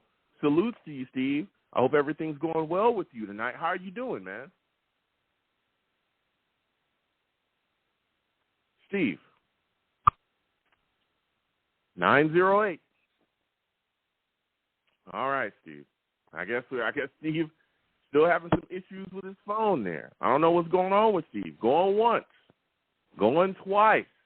Steve, are you there? Can you give us something? Give us some takes. Come on, Steve. All right. Steve is still dealing with a phone that he found in the back of Walmart. All right, Steve. Hopefully you'll figure it out, okay? I want to hear from you, but if you're calling me from the back of a Sega Genesis, I'm not going to be able to hear you, all right? So we'll get back to these lines again. 515-602-9639. 515-602-9639 is the number. Call in. We're taking all callers. All right. Mike provided us with some fire. We're going to go back to 516. 516, we're coming directly to you. Want to get your thoughts, clean up your background. All right. We're coming directly to 516. 516, hello? You're looking like a new caller. Yeah, I can hear you. Give me your name, where you're from, and give me your thoughts about the New York Jets trading for James Robinson. How do you feel about it? My name is Rashawn. I'm a New Yorker. Maybe you could tell from the area code. Yeah, so James Robinson, low risk, high reward kind of deal. It's the benefit is that you can ease Breece Hall into next year because most likely for the first couple of games he's probably still not going to be 100%. So you can have James Robinson as your workhorse up into them, and you only give a 6th rounder that turns into a conditional 5th rounder, so that's pretty much nothing. Yeah, I thought it was a brilliant move, like you said. Low risk, high reward. This guy, and he's got some talent. He's really got some talent. I know he kind of got lost in the mix there for Jacksonville, and they decided to move on. Again, they've invested in Travis Etienne, so getting him, again, we lost Breece. He's going to be able to come in, and I don't know how much of a role he's going to have in the first game, but, hey, it is what it is. He's coming in here. He's going to be able to add and really help us there at running back. Now, there's also some question marks about our tackle position going forward. There's a lot of people that want to see us trade for a tackle. Are you in agreement with that? Are you a guy that wants to see Jack Conklin or Laramie Tunsil brought in here? No. Jack Conklin, he's had an extensive injury history, so the last thing they need is another old tackle with an injury, problems.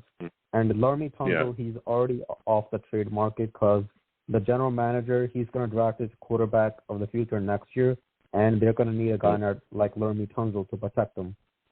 So the best bet is, if you go on Tankathon, they have a couple of guys there like Jalen Duncan or Zion Nelson that they can get. Probably the better bet is to draft a tackle next year with your first-round pick. And then hopefully with Makai, he's probably got one more crack at it. So maybe he's more motivated to stay in shape. I mean, I heard he had a kid, so maybe he's thinking, let me be at my best next year so I can get a decent extension. Yeah, we'll see what happens going forward with that situation. There's a lot of Jets fans. I hear you. You're not interested in taking either one of those guys as well. I've talked to a lot of people that have kind of said things along the same lines as far as not wanting to give up capital because they feel like Joe Douglas can go into the draft and really fix a lot of the issues that we have along our offensive line that way. Now, coming into this game, I look at this Jets-Patriots matchup, and it's one that we definitely are looking forward to. A lot of people talking about how they beat us last season. I think it was 54-13, something like that. You're hearing that constantly being pushed out. And we got a guy that's coming back on this field that I think can definitely help us with his playmaking ability. He was just complaining about not getting enough snaps or not getting enough targets. Wanted a trade, wanted out of here, made a big fuss. Didn't happen. Now he's back on the field with us, Elijah Moore. What are your expectations of him going into this football game against the Patriots? Do you think that he'll definitely be a big part of the offensive game plan? Absolutely. So Michael LaFleur, he moved Garrett Wilson to the outside and Alijah in the slot. So why does he do that? Probably to get him some easy ones, some crossers, to make him feel like, hey, I'm really being involved in the offense now. So in terms of, will they have a big game? Probably not this week, but maybe the game after against Buffalo where, Josh Allen's going to air it out, so they're going to have to play, they're going to have to match him, so they'll be throwing a lot more next week. But, yeah, they're obviously not going to trade him because you're not going to get good value back on him. He's a second-round pick that could have been a first-rounder. His cap hit is really low. But now, he's got a chance to really shine. Now, if he struggles, that'll just make him and his agent look very dumb. And so he's got to really put his foot forward, forget the past. I don't even think the teammates really care because, he's a young rookie. He had a relapse. But now he's got to get his head in the game. Yeah. What are your expectations of Zach Wilson? Do you think he'll be able to rebound off that bad game he had against the Broncos and this game against the Patriots? No, he's not the answer. He's 6'2", but he has the stature of like 5'11". The way he moves, it's not very athletic. Like you watch when Mahomes moves out of the pocket, like he looks very athletic. And Zach, he has and that's doing it quickly. You don't think Zach is athletic? You don't think Zach looks athletic when he gets outside the pocket? Not as much as he should be. Wow. I mean, he is athletic, but he doesn't blow you away in terms of that. When he came back out of when Joe Flacco got benched, the expectation is like he can move a little bit better, so that should open up the play calling. But it's not like he's Lamar Jackson that can run with the ball. Of course not. But of course not. But that type of athleticism, especially at the quarterback position, is like not a lot of people have that. But Zach Wilson, once he gets outside that pocket, he is a guy that likes to do that, get outside the pocket and let it rip. But he, like you said as well, he's got to be more careful with the ball. You look at the game last week, you could clearly see he was really erratic in that game, was not going to settle. I'm hoping to see him get some easy throws early, get into a rhythm, and settle in this football game. And I think a big part of that is our running game being effective as well. Again, we lost Breece Hall, but Michael Carter, Ty Johnson, we'll see what happens with James Robinson. Hopefully that'll help. He'll settle and then really get rolling because I think our wide receiver core is definitely going to have some opportunities against some of these Patriots secondary because we're banged up, or they're banged up, in their secondary a little bit. But going to the defensive side of the ball, we're facing Mac Jones. This was a guy that was benched against the Bears. Do you think our pass rush will be able to get after him? I think it's possible, but this pass rush, Carl Lawson leads the league in pressures. He's like top 5. John Franklin Myers is solid, and obviously Quinnen Williams. So I would like them to get more sacks. Pressures are nice, but take down Mac Jones, and he's not mobile. So I think the game plan from the Patriots side is going to be they got Stevenson back. They're going to do a lot of the zone runs and stuff. So because Mac Jones just got from injury, so do you want him to throw 25 times, 30, 35 times? No, you don't. So you got to really shut down that run game, plug in those gaps, make Mac Jones throw it. And he has a limited arm. He's always been known to have a limited arm. They're gonna try to attack the linebackers. Belichick is not gonna attack Sauce Gardner or DJ Reed. Those guys are just too good. He's gonna try to be run heavy. So you have to shut down the run.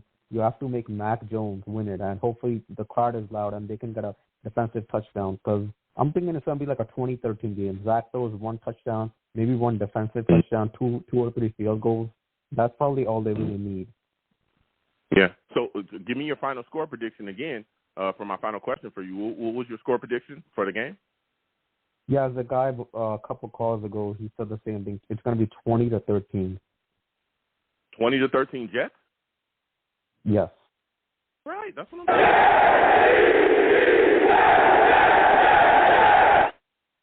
Listen, LaShawn, this was a phenomenal call from you, man. Next time I have a show, I want to hear from you, all right? That'd be great. Thank you. Absolutely. You have a good one. Listen, LaShawn called in. New caller, salutes to him. We're going to keep getting to these lines. Again, 515-602-9639.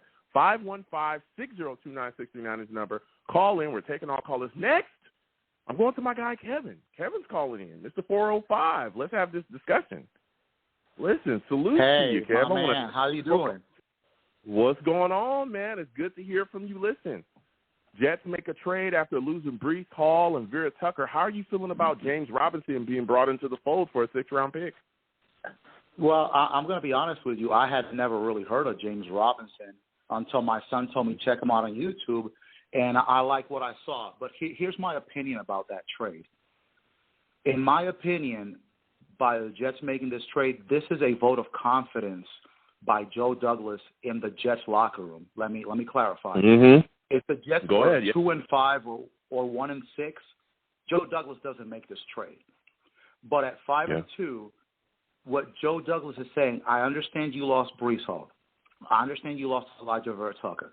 I understand that you lost Mekhi Becton at the start of the season. You know, injuries are a part of the game, and now we lost Corey Davis for this game as well.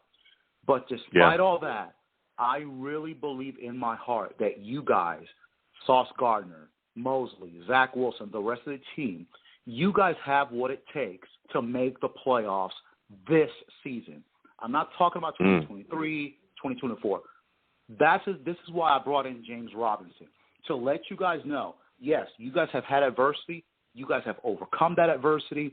We're bringing this young man in to try to fill that void left by Breece Hall and also to pair up with Michael Carter. And in my opinion, Joe Douglas is really believing that this team can make a playoff push this year. Now, I know there's not a mandate for that, but the way with that trade means to me, Joe Douglas is really serious about seeing this team make the playoffs this season. And I'm not talking about winning playoff games or anything like that. I'm talking about getting to the playoffs, ending that playoff drought. And I think Robert Saleh is on that same page. These guys have the character, because it takes, you got skill and all that, but a lot of it has to do with character. The Cleveland game was won on character. The Pittsburgh game was won on character. And so Joe Douglas is looking at the team and the guys like DJ Reed and the leaders, like saying, these guys have the characters to make a push to the playoffs. And I really believe that they're going to beat the Patriots, and they're going to go to the playoffs this year. I have no question. The Jets will make the playoffs. Hold on. Okay, and listen, I hear you, Kevin. We'll there's games to come, and we'll be discussing that. But I hear a lot of people talking about as well for the Jets. They think that the Jets are a team that can definitely make the playoffs this year, somehow, some way.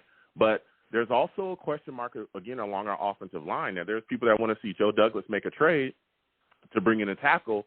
Are you in agreement with that? Do you want to see us go after somebody like a Jack Conklin or Laramie Tunsil in the trade market? Yes. You can never have too much depth in the offensive line. Never. You can't have too much depth, number one. Number two, you win games in the trenches. You win games with the offensive line, and you win games with the defensive line on the defensive side of the ball. If the offensive line doesn't block, I don't care if you got Tom Brady or Joe Montana as the quarterback and your running back is Walter Payton or Barry Sanders. You're not going anywhere. Okay? Same thing on the defensive side of the ball. When if the defensive line doesn't dominate, you're not going to do anything. Yeah, no, listen, I hear you. So are you a guy that wants to see Laramie Tunsil brought in or Jack Conklin, or is there somebody else that you have in mind that you would like to see the New York Jets possibly, take a shot at to bring into the building? I'm more inclined with a Conklin because I don't think he's going to cost us a first-round pick. I think Tunsil will. Yeah. Okay, yeah. And again, Jack Conklin's the guy that filled right there at that right tackle spot. I've had a lot of discussions with people, and a lot of people talking about him as well, too.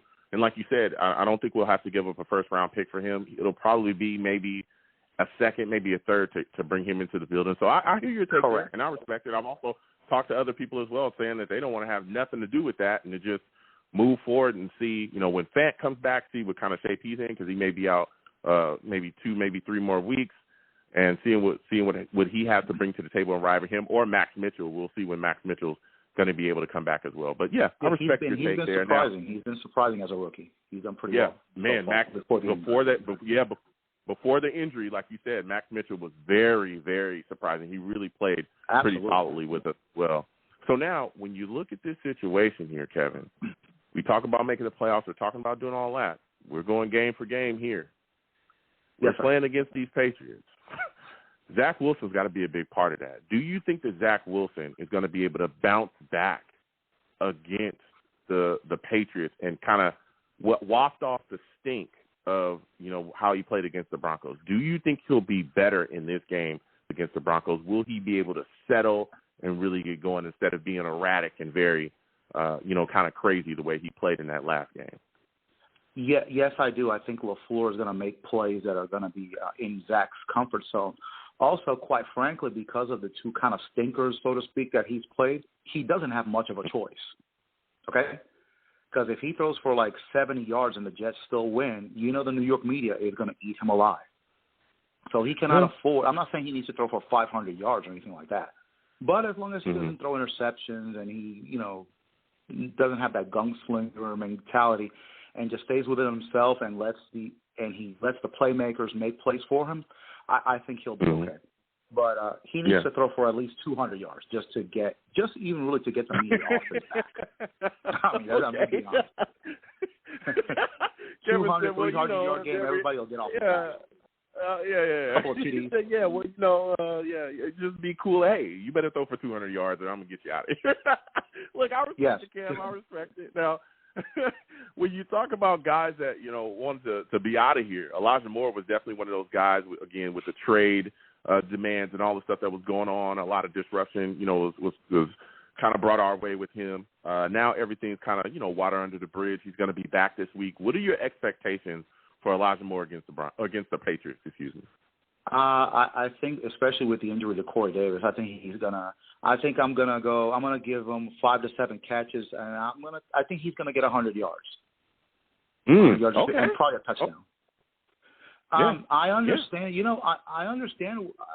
Unlike a lot of people, I understand where he's coming from. He might have gone about it the wrong way, but even I, in the midst of this winning streak, are like, man, we need to get Elijah more involved. Get him going. So now with the injury to Corey Davis, this is his chance. So he needs to make the most of it. He needs to stand on the front lines and say, hey, I'm here, and he needs to make it happen. So it's on him now. Yeah.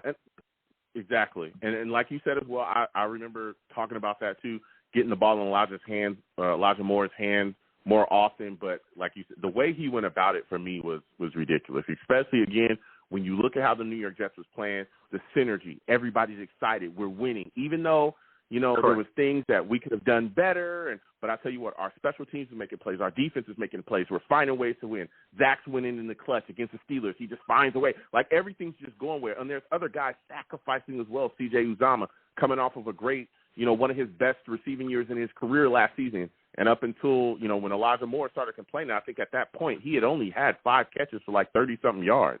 It's like, come on, man. Everybody's sacrificing. You got guys that are blocking that usually should be going out for routes and passing. It's because we have issues in protection. Everything's about giving to the team. And I felt, and a lot of other Jets fans as well felt, that he wasn't, he should have just gave to the team and kind of just be quiet and just let the numbers come. We're going to get you the ball, dog. You're going to be the focal point of the offense at some point. You know what I'm saying? Correct. I would have, don't get me wrong, I'm not completely unsympathetic to what he's talking about. If there's been a situation where we're in week 16 and he's not getting the ball, then I'd be more sympathetic. But, bro, it's week 6. You're not even halfway through the season. At some point, the running game is not going to be able to get going, and you're going to get the ball. You're going to get the ball thrown to you, and then you can show the world what you can do. But you don't have the same crowd as, let's say, Deebo Samuel or somebody like that, or an Odell Beckham, people that have actually done something. I can understand them doing it, but you're your second year, dude. Come on now. Yeah. No, I hear you. Now, but at the same time, I understand where he's coming from, because he doesn't want to be, kind of an outsider in the middle of the success. So I understand that, where he's coming, but like you said, he went about it the wrong way. Yeah, it was the wrong way. It was the timing was so wrong. The timing was really wrong. Yeah, well, it was honestly, it's the wrong way and the wrong time, because that kind of stuff you keep in-house. You just keep that in-house. You want to complain, you want to go off, don't go off on, because it depends on who you ask, but a lot of people said he went off on the coaching staff and all that stuff. They sent him home for the day, but that stuff you keep in-house. There's a lot of guys that want the football in their hands. A lot of these wide receivers that are playmakers, of course, they go to their offensive coordinators and they request, they say, hey, listen, I want to help the team. I know I can do it. Give me the football in my hands. There's a certain way you go about it. You don't think Denzel Mims wants the ball? He sure does. Yeah, he does. He wants the ball. But guess what? When they put him back out on the field, he just went there and did his thing professionally. And that was it. And we've seen, again, he's a guy that requested a trade earlier too, but when they asked him to go out there and do his thing, he did. So it's like, look, the team's winning. Everything's looking good.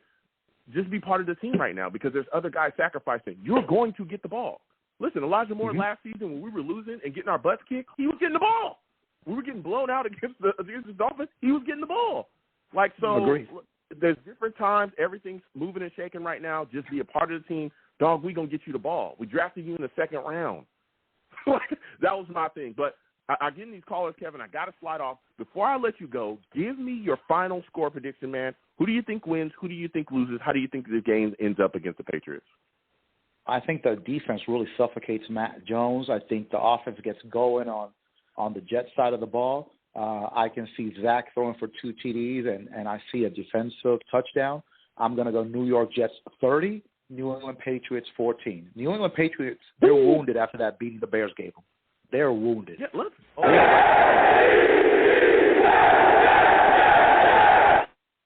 You're taking the Jets big there, Kevin. I like that. Listen, Kevin, yes, I got other callers. Very confident. I got to slide off. You have yourself a good night, all right? All right, you my man. You too, my man. Bye-bye. All right. Yeah. Listen, Kevin calling in with these takes. We'll keep getting to these lines. Again, 515-602-9639. 515-602-9639 is the number. Call in, all right? Next, I'm going to my guy, Colin. Colin, we're coming directly to you. Get some quick takes from him. Salute to you, Colin. I want to thank you for calling in tonight. It's always phenomenal to speak to you. Listen, Colin, we got the Jets-Patriots game coming up. Give me your thoughts on, Corey Davis is out. Elijah Moore is getting back out on this field. Are you expecting Elijah Moore to have a big impact this week coming up against these Patriots, man? Hey, good evening, Joe. Savage. Salute, what's man. going on? Yeah, before I actually answer that question, Joe, so the whole thing with Elijah Moore, I kind of try to, put myself in his shoes where, and I think we had talked about this when we drafted, Garrett Wilson on the 10th pick. I seriously think that kind of put a sour taste in Elijah Moore because, he wanted to be that number one guy. And the minute we drafted Garrett Wilson, he kind of took a back door to him per se. He probably became the second receiver or probably the third receiver at that point. So, and then when he wasn't getting the ball, I think that even, like they say, you add fuel to the fire. So I think that's, the way he kind of lashed out at the team. Yeah, but here's my thing, and I hear what you're saying, Colin. But if you look at the targets, he's only at that point when he was complaining about wanting to be traded and not being much a part of the offense as he felt like he needed to be. He was only 4 targets away from being the number 2 wide receiver as far as targets. It was only 4 targets that separated him from the second most targeted wide receiver in our offense. Only 4. Just because he's in a slot doesn't mean he's not going to be active. He was extremely active in our offense last year and he was in the slot. He was being moved around the same way he was this season. I just think that when you look at the situation, he needed to look at the situation and see we're running the football wildly, wildly successfully, especially compared to what we were doing last season. Last season we didn't run the ball well. This is a run-first offense. We're now running the ball well. So, yeah, you're not going to get all the looks that you were getting last season, but he's still very much a part of this offense.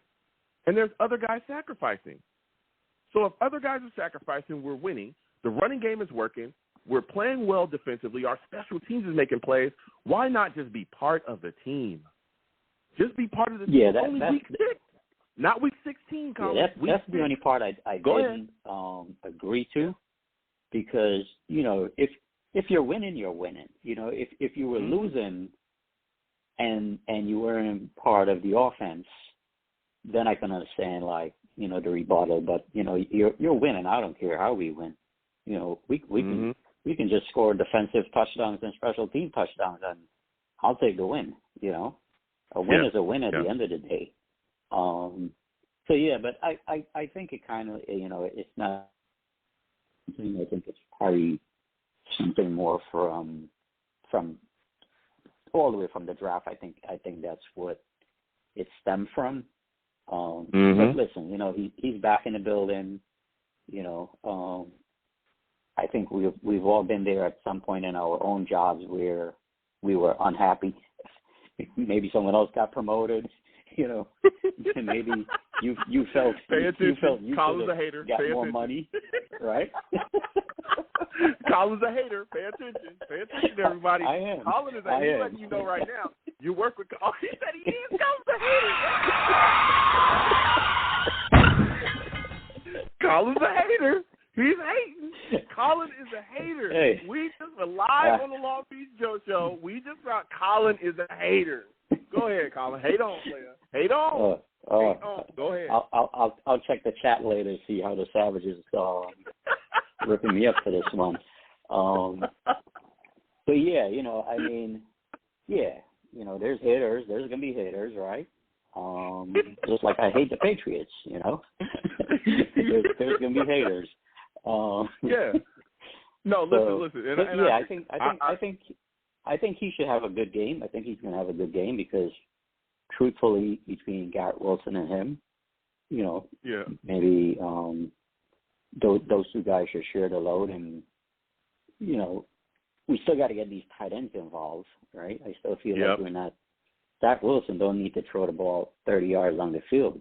10 yards is good enough to these big tight ends and just keep moving the chains.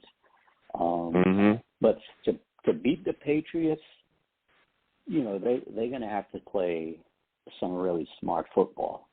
You know, as much as the Bears beat them up last week, you know, Belichick is a very good coach. I don't like him. I don't like the Patriots, but he's a good coach. And I remember, I think it was last year, they played Buffalo, the Patriots, and they ran, and I think it was in Buffalo, they ran the ball all over Buffalo, and they beat them. Yeah. And I think they split last year. So this is the advantage we have is it's a home game for us. And this is a young team. A lot of these guys don't know anything about Belichick.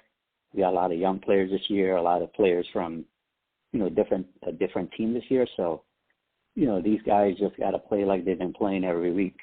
And we've got to listen. Yeah, you know, I want to see us get a W here as well, and I know we got a lot of young guys, and like you said as well, you know, it's going to be our time. We got to go in there and take over. We just got to watch it because, again, Belichick knows our offensive line has some issues. I know he's going to bring pressure. Zach has got to be better than he was last week. He's really got to step in, settle early. And, again, our coaching staff is going to be tested in this game as well. You know, you're going up against one of the best coaches, probably, you know, some people consider him the best coach ever in the game, ever, in Belichick, but he clearly is one of the top guys to ever be in the NFL. But listen, Colin, I'm getting short on time, man. I want to get your final take on this. Give me your final score prediction, man. Jets, Patriots, who do you think wins? Who do you think loses? How do you think this game ends up, man? Yeah, Jets for sure with the win. But I don't think it's going to be a high-scoring game. I think it's going to be maybe 23-17 Jets. 23-17? All right.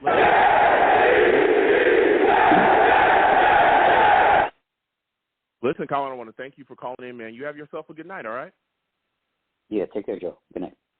All right, you have a good one. Listen, Colin hating. Colin said, I'm a hater. You know what I'm saying? You get something I want, I'm a hate. You know, I respect it. So, listen, we're going to go ahead and wrap up the show. Woo! I'm going to quickly give you guys my game prediction here for Jets Patriots. Man, this is going to be a crazy game. Again, I'm concerned about our offensive line going into this game. Judon and Bentley, those guys get after it. And, again, this guy, Wise Jr., has definitely been a guy that's been moving and shaking for them as well in the pass rushing department, getting after quarterbacks. I'm hoping we can protect Zach. I think that Zach is going to kind of settle in this game a bit. And I think that our running game is going to be a bit better than a lot of people think. Defensively, or actually offensively, I think Elijah Moore is going to have an impact in this game. He's hungry. I know he's going to try to come back and really quiet everybody about the trade demands and all this other stuff, because I think he's going to be a big part of the offense. I think he's going to get targets. They're probably going to give him the ball and some sweeps as well. And, again, I think Garrett Wilson is definitely going to have, be a big part of the game plan as well. He's going to have some targets on his hands too. And, again, I think this Pat secondary is a bit beat up with, Jonathan Jones and Duggart and all those guys dealing with injuries or being out or dealing with injuries, being questionable. Defense, we got to get after Mac Jones, get in this guy's face, blast him. I'm talking about put hands on this guy early and often, and we got to stop Stevenson. That kid's a big back, and, man, you do not want to deal with the Patriots running game. They start running the football hard and heavy on us. We're going to have a lot of issues on our hands, but I think we'll be able to stop it. Quentin Williams, Rankins up front, I think we'll really get after it. I'm not concerned about their wide receiver core, Myers or Parker. I think Sauce and Reed shut those guys down, but we got to find a way to get their tight ends under control. Again, Hunter Henry, Jonnu Smith, Whitehead, Joyner, C.J. Mosley, Quan Alexander. That's going to be their task, man. That's going to be their task. But when it's all said and done, again, we've seen this Patriot team struggle, but I think the New York Jets win 20-17. 20-17, I am taking the New York Jets.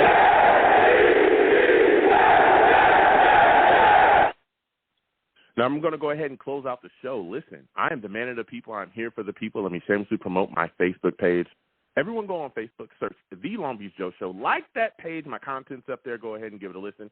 Message me. I'll message you right back. I love going back and forth with folks about this football team. Also, leave me some feedback. I love hearing about what you folks think I do here on The Long Beach Joe Show. I'm also on Twitter as well, at The Long Beach Joe. At The Long Beach Joe is the show's page. You want to contact me personally, it's at YoungJ000. Again, YoungJ000. Go ahead and follow me. I'll follow you right back. You want to troll me? No issues. I'm the troll that lives under the bridge, and I will have my Vera-Tucker jersey on at all times. Sucks that he's on IR. Sucks, but we'll be all right. All right? He's going to come back, next season and dominate. All right? So I'll still hold it down, SC, fight on. When he was playing, clearly, these guys moving all over the place. Left guard, left tackle, right tackle. Only thing he didn't play was center, So come on down there, and I'll be trolling. If you want to troll me, I'm also on YouTube as well. Long Beach Joe Jets on YouTube. Subscribe, hit that notification bell, give my videos a thumbs up. You want to troll me, no issues. All right, get in those comments, and I'll troll you right back. And as always, people, when you see me in person, all right, it is arms out, chest open, free hugs for everyone. Free hugs for everyone. The hugs will cost you absolutely nothing, no matter what anybody tells you. The hugs will always remain free. I want to thank you folks for listening. I want to thank you folks for calling in. Without you people, I'm absolutely nothing. Thank you for watching, listening, and calling in. You folks are the absolute best. You folks have a good one. Peace.